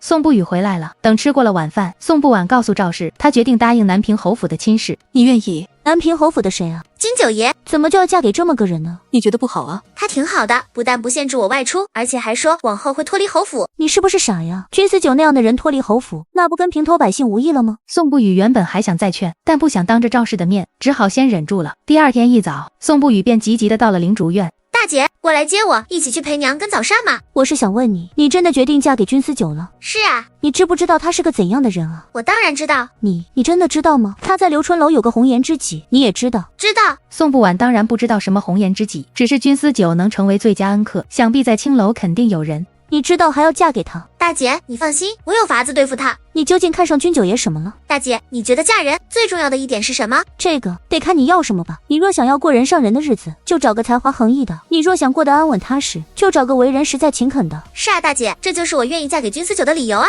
什么理由？你看中他的样貌，还是南平侯府这个门第？我看中的是君九爷是个坦诚的人，他跟我能说的都没瞒着。若是有一天他心里有了别人，也会跟我说，不会瞒着我。不瞒着，然后呢？已经说清楚了，若真有这一日，我们就和离。君思酒答应了。答应了。万一有一天他变了呢？他不坦诚了呢？大姐，你提醒我了。宋不晚仔细的想了想，扭头就对清堂说道：去找谷雨，告诉他我需要一个实打实的保证，否则亲事就此作罢。那姑娘要什么实打实的保证？君九爷自己会知道。是。一个时辰后，清堂便恍恍惚惚的回来了，还带了一个消息。君九爷说愿意将自己名下的铺子转3间给二小姐。他为何要这么做？我猜他肯定不止这3个铺子。算了，好歹你也有些保障，姐只希望你过得好，别委屈了自己。放心吧，大姐。宋军两家都说定了，宋老夫人才知道这事儿，气得把赵氏和宋不晚姐妹都叫了过去。你们真是不把我这老婆子放在眼里了，二丫头都要定亲了，也不跟我说一声。宋不晚和宋不语对视一眼，都觉得好笑。母亲，这不正要来跟您讲吗？都说妥了才来跟我讲，有你这么办事儿的？我看你眼里就只有自己的女儿，玉涵的亲事你却半句不提。祖母，娘给我定的是君家的九爷，您是觉得不好？祖母，董表妹的亲事，往后不也要问她的意思吗？总不能娘直接替她定了，那才是真的不妥。你倒会替人说话，怎么在娘家待着就不想回夫家了？祖母，大姐是想念董表妹了，所以便回来住些日子。是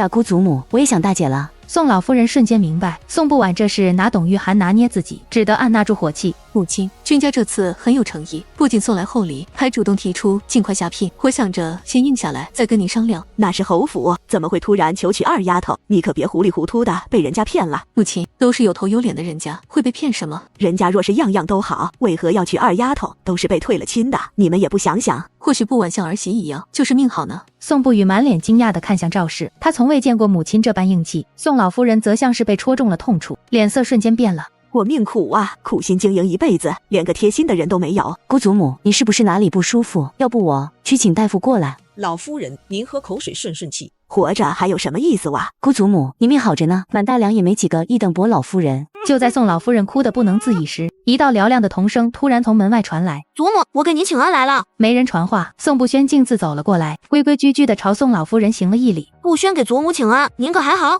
你看我还好。宋不轩却像是没听见，扭头看向赵氏：“娘，是不是又有人欺负你了？”“没有，你别胡说。”母亲，我们就不打扰了，南平侯府的事，等您歇好了再细说。说完，赵氏不等宋老夫人回应，便带着宋不晚姐弟几人转身离开。娘，南平侯府怎么了？回去再告诉你。到了义心堂，赵氏才告诉宋不轩，宋不晚即将和君思九定亲的事。啊，娘，您是说君九爷要成为我二姐夫？是，不管怎样，你以后得敬着他。那自然是得敬着的呀，二姐，你可真厉害。宋不晚也能够理解，君思九这样的人在熊孩子面前是带着光环的。不轩，你对君九爷好像感觉挺好。娘，您可不知道，君九爷可了不起了，我亲眼看到他当街殴打一个男子。他为何要当街殴打那男子？因为那男子当街调戏民女啊。君九爷说了，下回他再干这事儿，就当街拔他的裤子。宋不轩这话一说完，厅堂不免一静。这也算是见义勇为吧。应了君家的求亲，定了纳采的日子，赵氏也开始准备起来。宋不晚在家里闲着就练练字，小日子实在是乐不思蜀。只是没想到纳采的头一日，姑太太宋贤居然带着女儿孟绮罗进京了。看到女儿，宋老夫人激动的泪水连连，觉得身边终于有人撑腰了。你不知道，娘都快被他们欺负死了，身边却没人帮着。娘，您可是老夫人，谁敢欺负您呢？再说了，干嬷嬷和玉涵不都在吗？他们有何用？一个下人，一个也只是亲戚罢了。董玉涵在旁边不免有些尴尬，只能找了个借口出去。怎地把董家的人也接过来了？这孩子好，你们都不在身边，我身边多孤单。行，你高兴便好。娘，我得带着绮罗去那边请个安去。该他们来给你请安。娘，她是大嫂，这次进京我还有事求她呢。宋老夫人看了孟绮罗一眼，知道宋贤的目的，只怕也是为了女儿。这一个外孙女，一个侄孙女，宋老夫人瞬间觉得肩头的担子重了。宋不晚跟宋不语刚到义心堂，就听到宋贤嘹亮的笑声，不由得对视一眼。从这笑声就可以听得出来，赵氏那是被宋贤压得死死的啊！看到宋家姐妹携手而入，宋贤略收敛了一下，但瞬间又笑得跟一朵花似的。这是不语和不晚吧？哎呦，真是长成大姑娘了，这模样比大嫂当年还要俊上几分。见宋贤夸自己的两个女儿，赵氏神情一松，脸上的笑意也多了起来。快过来见过你们姑母。不语，不晚见过姑母。绮罗，给你两位表姐见礼。见过两位表姐。宋不语、宋不晚目光掠过孟绮罗，皆暗觉起笔。董玉涵精明，不晚今年也17了吧？可有说亲？明日便是不晚的纳采之日，你这回来的正巧。哦，定的是哪家人家？南平侯府君家的九爷。南平侯府，那是侯夫人嫡出的公子，是庶出。大嫂，不是我这个当姑母的多嘴，以不晚的品貌，怎么也该嫁个嫡子才是。宋贤嘴上这么说，心里却是100个不乐意。若是能早回来几日，定将婚事抢给自家女儿。姑母，好男儿志在四方，嫡出庶出，有什么打紧的？你说的是姑母短视了。宋不晚嫁得好，使宋贤的心里有些沉闷，因此闲聊了几句之后，便带着孟绮罗告辞了。这人上了年纪就是不一样，你们姑母年轻的时候可不是这样。姑母年轻的时候是不是常对您冷嘲热讽，还爱阴阳怪气？也还好。二姑娘，这是怎么知道的？我们夫人当初进府的时候，这姑太太可没少立规矩。嬷嬷，哪有那么严重？后来老爷知道了，就都制止了。想到这么多年被宋伯爷护在羽翼下，赵氏眼眶不禁有些发红。不知道你爹在北边冷不冷，衣裳够不够穿？娘，现在是6月呢，就算是北边儿，这会儿也不冷。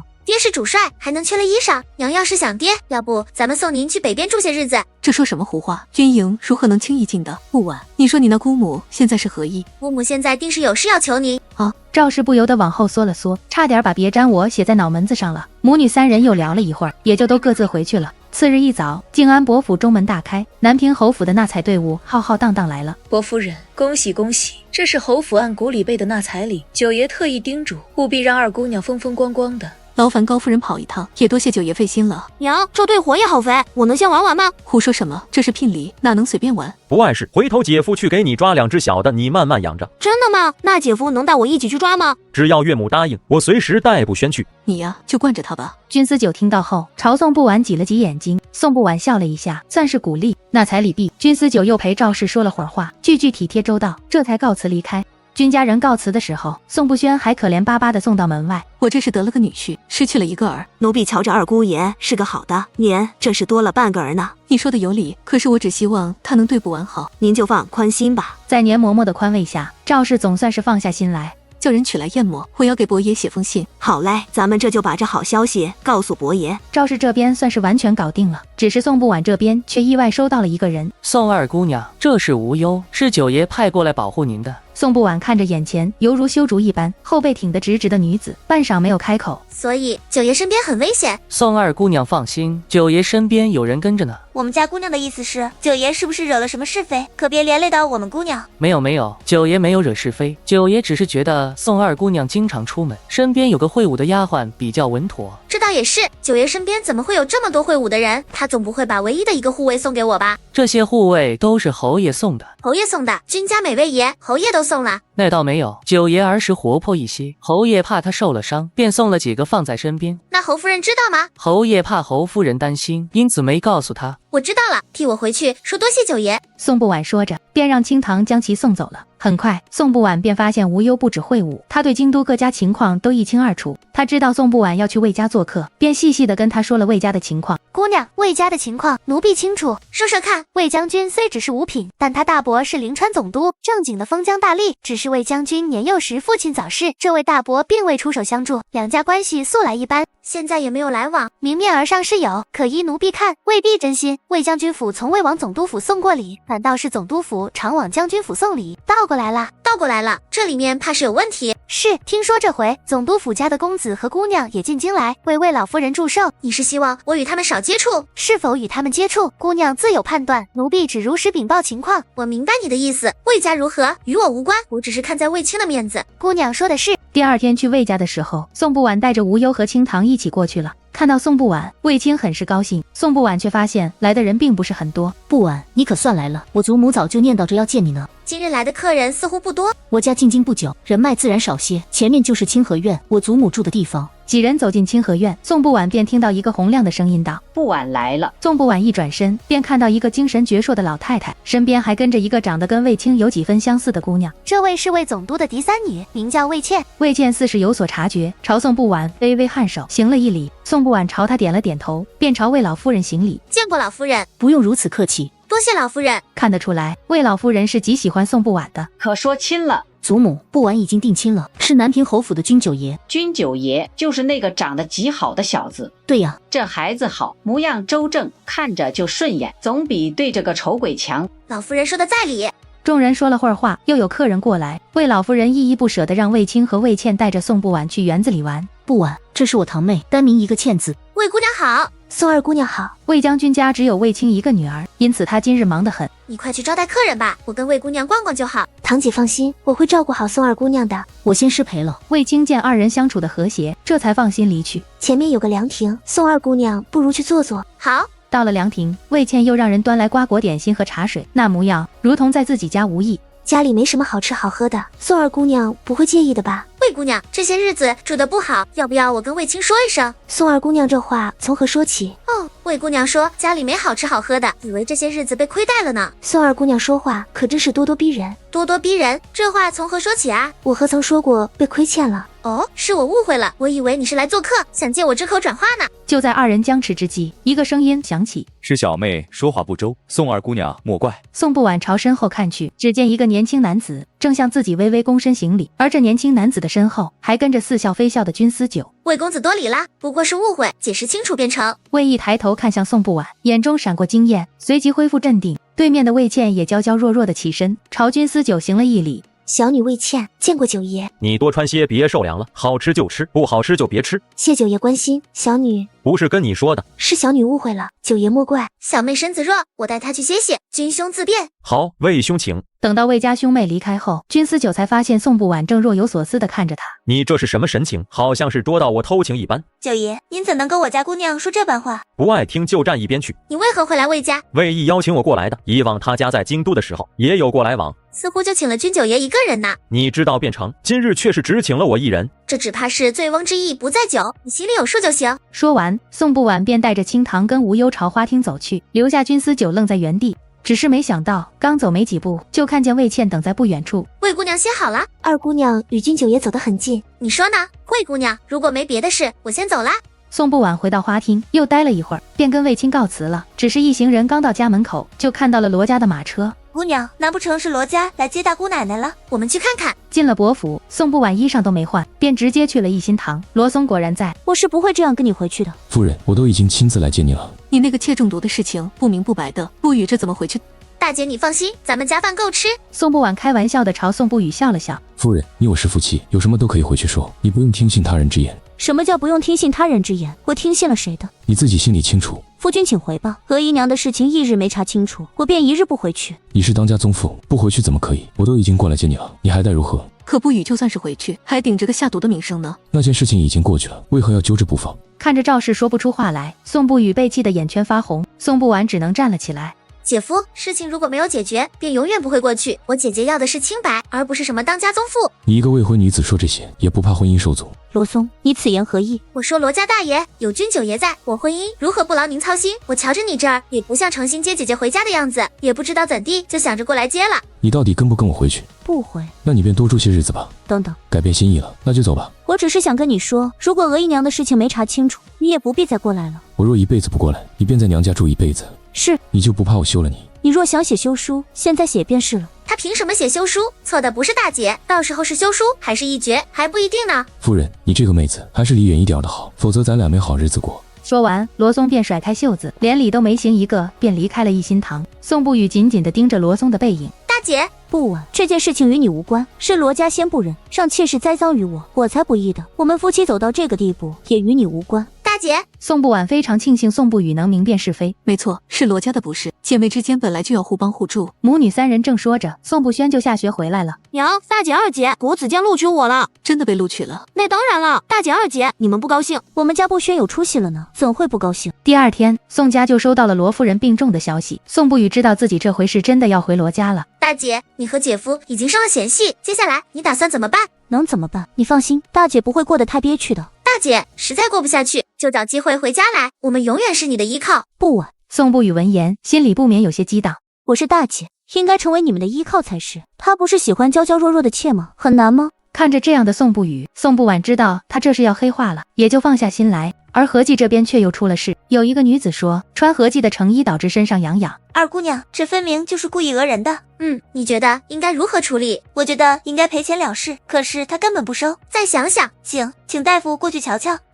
先去做。清堂兴致勃勃的去了，可没多久便垂头丧气的回来了。姑娘，对方根本不让大夫进门，说请来不少大夫了，根本没用。那去请太医吧。太医会给平民百姓看病吗？又不请院诊，请那些刚刚进太医院的新太医便成。清堂又兴致勃勃的去了，只是次日又愁眉苦脸的回来了。姑娘，那夫人身上还真的是有些疹子，那就让太医帮着治，然后将她的症状什么的都贴在何记门口。那可不成啊，姑娘，那不是所有的人都知道了咱们何记的成衣穿了会带病来吗？现在就没人知道了吗？现在何记的成衣每天卖几件，一件都没人买。既然如此，还怕什么呢？往后每天让太医去看一次，就在何记门口，每天更新他的症状。奴婢知道了。清堂虽然不知道宋不晚这么做的目的，但他还是照做了。几日后，清堂便明白了，合记门口的告示板成了街头焦点，百姓们每天都围着琢磨。你瞧，这症状说身上又痒又麻，还起水泡，哪像是穿衣裳穿出来的？是啊，虫子爬过也该好了，这么久不好，太奇怪了。合记的衣料我见过，做工精细，怎会藏虫子？就算有，也不会只咬他一人吧？依我看，怕是撞了邪，该找仙姑问问。一时之间，大街小巷都在讨论那妇人的病症，都觉得有古怪，渐渐发展到那妇人家门口都没人敢去了，甚至有人说她家有阴魂。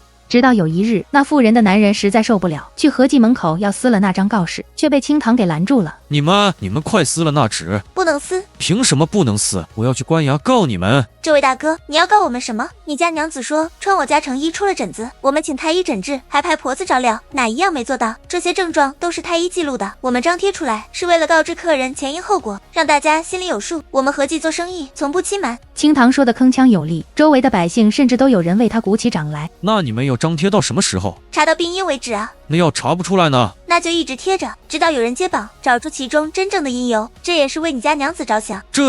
这不是你们家成衣的问题行了吧？是有人给了银子，让我们买件成衣贵说的。那成衣我家婆娘还没舍得穿呢。这话一说出来，围观的百姓都开始讨伐。那男人朝众人拱了拱手，扭头钻进人群就离开了。合记的人也没拦着那男人离开。多谢各位的仗义直言，合计这些日子也没什么生意，今日便煮一锅蜜水赠与大家，不要嫌弃才好。经过这次事件，合记的名声不降反升，比以前更好了。而在背后支招的宋不晚看到这幅情景，也是深藏功与名。又过了几日，南平侯府来请期，赵氏却有些意外，因为南平侯府选的日子都是年前的，最晚的是冬月。腊月当真没有好日子了，去把老黄历取来我瞧瞧。夫人，奴婢听侯府管家说，这些日子都是侯夫人请钦天监选的，并非随意定的。罢了，那就选冬月初8吧。只是伯爷还没回来，这丫头的婚事，他终究是错过了。伯爷那是为国尽忠，也算是为姑娘公子们积福了。只是大公子得叫回来了，在外游学这么久，也该回来看看了。宋不晚不久便收到消息，婚期定在了冬月初8，神情不由得有些恍惚。没想到这么快就要成亲了，姑娘，合记成衣的妇人查清楚了，是钱家三老爷指使的，许了银子却没给齐，果然是钱家。清堂继续盯着钱家和钱老三，连他们家的狗叫几声都别放过。接下来我要让他知道商战的残酷。好嘞，奴婢这就去办。姑娘，您要怎么做？知己知彼，百战百胜，等消息吧。几日后，京都前记酒楼接连发生怪事，先是有食客当众拉肚子，后又传出饭菜里有蛊虫的传言，可生意却反常的好了起来。真是稀奇，这前记酒楼的菜就那么好吃吗？姑娘，要不过去吃一回？你们不准去前记酒楼吃饭，谁都不行。是。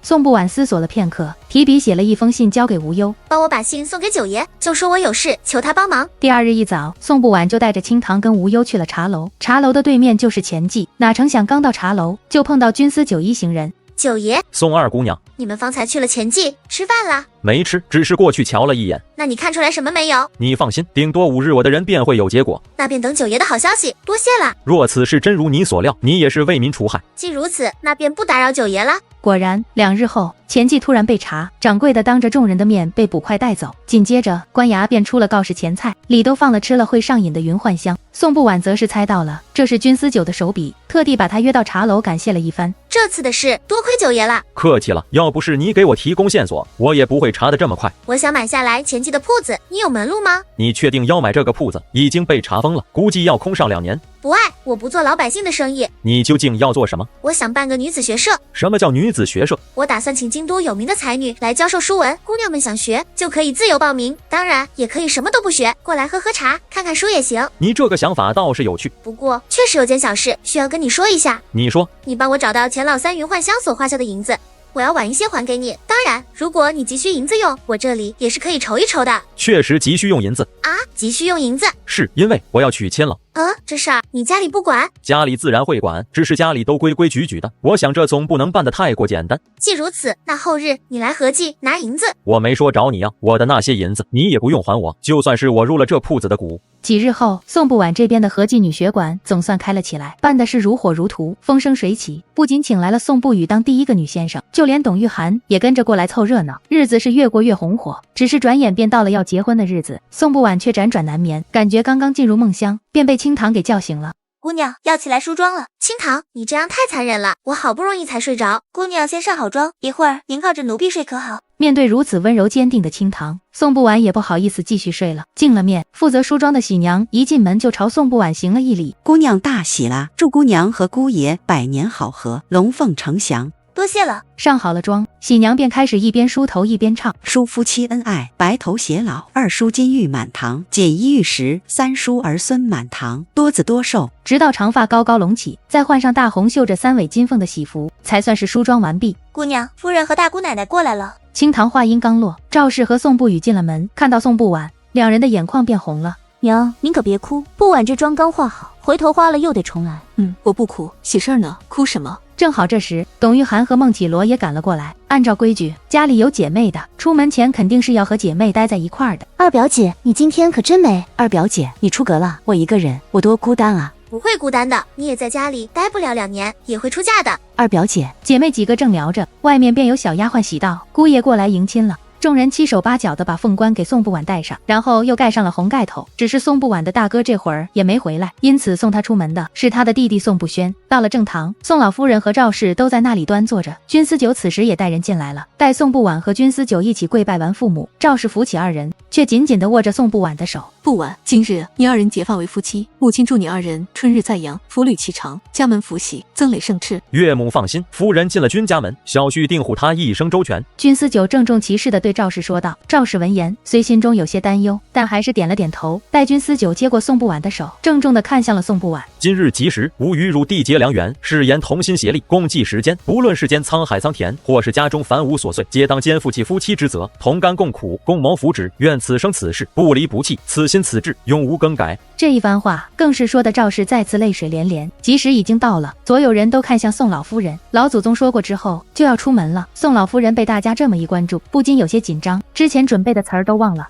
他若对你不好，你就回来。说完，宋老夫人就后悔了。可是看到赵氏一脸的感激，也就将剩下的话都咽了回去。宋不轩看准局势，主动站到了宋不晚面前。二姐，我背你。按照礼制，宋不晚只好一只手趴到宋不轩的背上。二姐，你脚要抬起来，马上要出门了，脚不可以落地了。要不还是我来？那不成。宋不轩刚要抬脚，便听到一个成年男子的声音传来：妹妹，为兄回来晚了。不为，你可总算是回来了。娘，都是儿子的不是，回头再向母亲请罪。好好好，你先送你妹妹。宋不为不愧是在外游历了的人，还是有一把子力气的，将宋不晚稳稳的背上，然后轻轻的塞进了花轿里。妹妹，若有人欺负你，记得回家找兄长。找得着吗？是兄长对不起你，你放心，自今日起，兄长一定会护你周全。多谢大哥。宋不晚都已经靠在轿壁上睡了一觉，才听到外面的鞭炮声音。姑娘到侯府了。新娘下轿，福星高照，恩爱夫妻，白头偕老。轿门被君思九轻轻推开，又被一边的喜娘给拦住了。九爷，按规矩得踢轿门。不必。踢轿门是给新娘子一个下马威，君思九根本就没这个想法。见君思九的手已经开始左右乱薅，宋不晚赶紧握了上去。我还以为你不愿意下来，要悔婚呢。我不是没有合作精神，更不是这般不知礼的人。宋不晚刚下了花轿，接着就有几个仆妇抬了一个火盆过来。这么冷的天，都能感受到汹涌的热意，宋不晚就知道这火不小。花轿没撤吧？姑娘，花轿走了，但是那边有马。话音未落，宋不晚身子忽地腾空而起，他吓得赶紧抱住了君思九的脖子。抱住了，四周顿时响起一片惊呼。九爷也太疼宋二姑娘了吧，不踢轿门不说，连火盆都不让跨。这火盆哪是人能跨的？怕不是侯府对新娘子不满吧？管他满不满意，九爷满意不就行了？君思九未理会周遭议论，一路抱着宋不晚，径直向侯府正堂走去。这样好吗？太过显眼了些。无妨。君思九抱着宋不晚踏入正堂，一位须发皆白的族老脸色铁青的走上前，正是君家五叔族。九郎怎能如此没规矩？哪有新娘子这般进门的？往后还不翻了天！君思九轻轻将宋不晚放下。我自己的媳妇自己抱回来，怎的就是没规矩？五叔祖若看不惯，可以不看。九郎，你……那五叔祖还要说话，就被君思九的父亲南平侯给打断了。挺好挺好，我君家的儿郎娶亲，想怎么娶就怎么娶。不过九郎，这新娘子是你亲自抱回来的，往后可得好好过日子。父亲说的是，只要夫人不离，儿子自然不弃。他二人琴瑟和鸣是好事，侯爷快些拜堂吧。林氏虽不喜继子君思九，但表面工作做得足。接下来，君思九和宋不晚如提线木偶般，跟着喜娘的唱着行礼：一拜天地，二拜高堂，夫妻对拜，懵懵懂懂间，宋不晚与君思九完成了这一世最重要的仪式，拜堂礼毕，君思九、宋不晚向新房琼桃院走去，只是刚到门口，迎面就走上来了一堆嬷嬷跟丫鬟。九爷，正好让九少夫人对侯府熟悉熟悉。盖头都盖着呢，如何熟悉？君思九知道这是林氏派过来监视自己的，自然态度也就强硬了些。那嬷嬷被噎得说不出话来，只能默默退到一旁。你们都到外面去候着，房里有九少夫人自己的丫鬟便成。是。等到丫鬟嬷嬷都退了出去，君思九这才松了口气。我得出去陪几杯酒，你累了就歇会儿。知道了，九爷，你也少喝点酒。你别拘束，当自己家一样。我这就把清堂跟无忧给你叫过来。好。君思九走了一会儿，清堂跟无忧就过来了，两人还带了一些吃食。你俩可真是我的宝，姑娘，这是九爷让人准备的。九爷对您可真是，他对别人没这样吗？自然是没有的。不说这个了，无忧，你了解侯府的情况吗？给我说说呗。侯夫人对老夫人很是恭敬，但老夫人却是不管事的，没事就跟姑娘们赏赏花、吃吃茶什么的。至于侯府的规矩，奴婢觉得还不如伯府呢。就这样，宋不晚却不这么认为，看林氏的做派不像是个省油的灯。这时外面响起了脚步声，应该是君思九和闹洞房的过来了。清堂赶紧把红盖头给宋不晚盖上。夫人，我进来了。君思九率先走进来，身后跟着一群年轻公子。九爷可以揭盖头了。知道了。九哥，别等了，九嫂都等急了。宋不晚刚想笑，便眼前一亮，接着便是满眼的红。再看君思九，一身红袍，目若朗星，钟灵毓秀，真是好样貌。九哥，别看了，还有事儿没干呢。九嫂都娶进门了，还愁以后瞧不见吗？宋不晚这才回过神，原来君思九也一直在看他，脸颊瞬间红了。君思九和宋不晚随后一左一右的坐在了床边。撒帐东，帘幕生归烛影红，佳气郁葱常不散，画堂日日是春风。撒帐下，见说黄金光照射，今宵吉梦便相随，来岁生男定生嫁。撒帐后，夫妇和谐常保宁，从来夫唱妇相随，莫作河东狮子吼。宋不晚正听得出神，就有人端上一碟子烤肉，请二位同食。两人肉刚下肚，合卺酒就又端了上来，请二位同饮。宋不晚接过酒杯闻了闻，觉得度数不高，便直接一饮而尽。房间里的宾客们瞬间喝彩起来，可没等多久，宋不晚却只觉得浑身像火一般烧了起来。君思九见状，直接开始赶人了。刚才还很热闹的新房子，瞬间安静了下来。宋不晚顿时觉得有些尴尬，反而君思九却冷静的可怕，先是在门口站了一会儿，然后突然拉开房门。你们想要听墙角尽管听，不爱的你们不是也还没成亲呢吗？二人瞬间会意，看着二人狼狈逃走，才重新关上房门。宋不晚迷迷糊糊间，目光掠过君思九，唇角不自觉地勾起。你笑什么？你长得可真好看。你君思九想退，腿却动不了，直眼睛瞪得圆圆的。过来。君思九迟疑了一下，坐到了宋不晚身边，一脸疑惑地看着他。你怕我啊？不怕。瞧你这小表情，你是在勾引我吗？勾引？西西，我们不是姐妹吗？姐妹，你平日里跟你家姐妹都是如此相处的？不是，她们如何能跟你比？我是不一样的。自然，不过你是不是得叫我夫人呀？夫人。相公。宋不晚说完就扑进了他的怀里，君思九瞬时身子僵硬，一时间不知该如何是好。夫人。可回答他的却是轻微且带着些酒气的鼾声。这是醉了，酒量是不是也太小了些？宋不晚这一觉睡得很是香甜，早晨睁开眼时便看见了躺在旁边的君思九。等他晃了晃脑袋才反应过来，如今已经出嫁了，现在是在南平侯府。你睡醒了？九爷，你一直醒着呢。你醒了我才醒的。九爷，一会儿怎么解释？解释什么？你说呢？那个不是要检查原判吗？现在知道说了。其实我准备了一包鸡血，不过总得跟你商量一下。你为何要准备鸡血？不准备鸡血如何交代？你割腕啊！不过是因为你喝醉了，我不想趁人之危。都是我的错，但今日的事总得先糊弄过去吧。放心，昨天夜里我叫了5次水。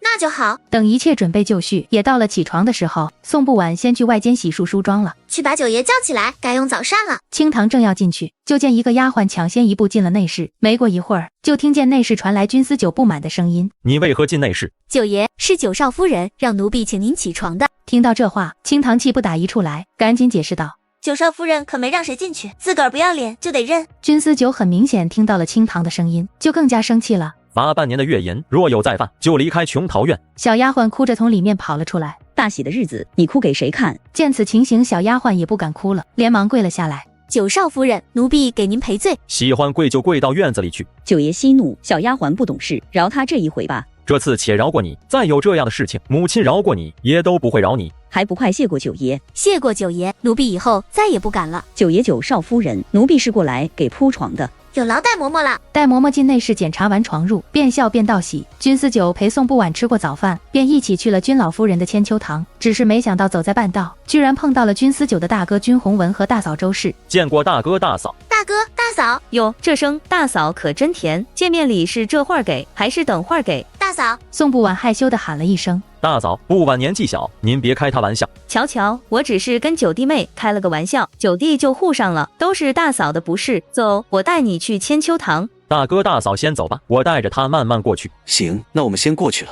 君宏文夫妇离开后，宋不晚看着他们的背影，不由感叹道：大哥大嫂瞧着倒挺恩爱。呵呵，表面罢了。跟着君思九到了千秋堂。这就是九少夫人，果然跟天仙似的。南京伯府的姑娘就是出挑，配九爷正合适。好看是好看，怎地不说话？三婶喜欢听我夫人说话。我只是说心腹腼腆，不像个乐呵的性子。祖母，三婶应该是个乐呵性子，也喜欢说话。您回头天天让三婶来陪您说说话。这话一说出来，君三夫人脸色顿时有些不好看。她向来以林氏马首是瞻，对婆婆君老夫人则敬而远之。思九说的是，老三媳妇自明日起过来陪我一起用膳吧。是母亲。不过君三夫人这一出，使君思九挺身而出，反倒是帮了宋不晚。敬茶的时候格外顺利，宋不晚还收获颇丰。君老夫人的见面礼是一只金步摇，虽无宝石镶嵌，但胜在做工精致。林氏的见面礼更是贵重，是一个沉甸甸的金镯子。当这镯子被林氏亲自戴到宋不晚的手上时，二少夫人陈氏便酸溜溜的调侃：这镯子我记得是九叔送给母亲的，母亲竟转赠给九弟妹，真是偏心呢。多谢母亲厚爱。不必客气，你喜欢就好。今日便到这儿吧，你们也累了，回去歇着吧。等宋不晚和君思九回到琼桃院，君思九就吞吞吐吐的，似乎有话要说。九爷，你有事便直说。我就是想说，母亲给您的那个镯子，能不能给我看一下？那自是可以，我回屋看一下，过几天再给你。成，九爷借到什么时候都成。你放心，不会借很久的。说完，君思九拿着手镯逃也似的出去了。宋不晚虽然觉得有些莫名其妙，但是也没深究。好在琼桃院大，要不然的这些嫁妆都放不下，这些东西得陪着少夫人一辈子呢。收拾几间库房放好就行。忙活了一日，夜里宋不晚刚躺下，怡祥院便来人说侯夫人身子不适，我过去看看。我陪你一起。好吧。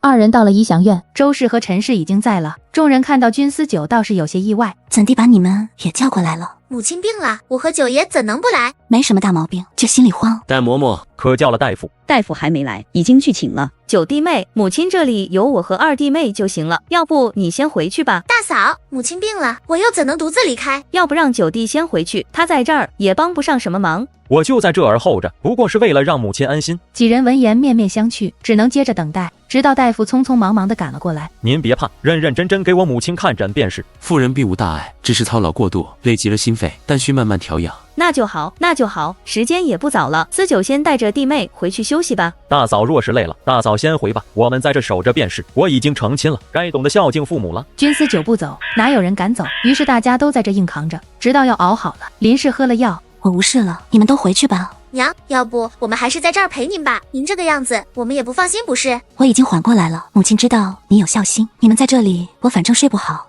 那还是我们的罪过了。两位嫂嫂，那我们还是赶紧离开吧，不打扰娘歇息了。说完，宋不晚便跟君思九离开了。宋不晚也深深地叹了一口气，虽然现在成亲了，但也只是从一个宅子换到了另外一个宅子，宅斗从来不会停止。好在君思九跟宋不晚统一了战线，但未来的日子还是要步步小心。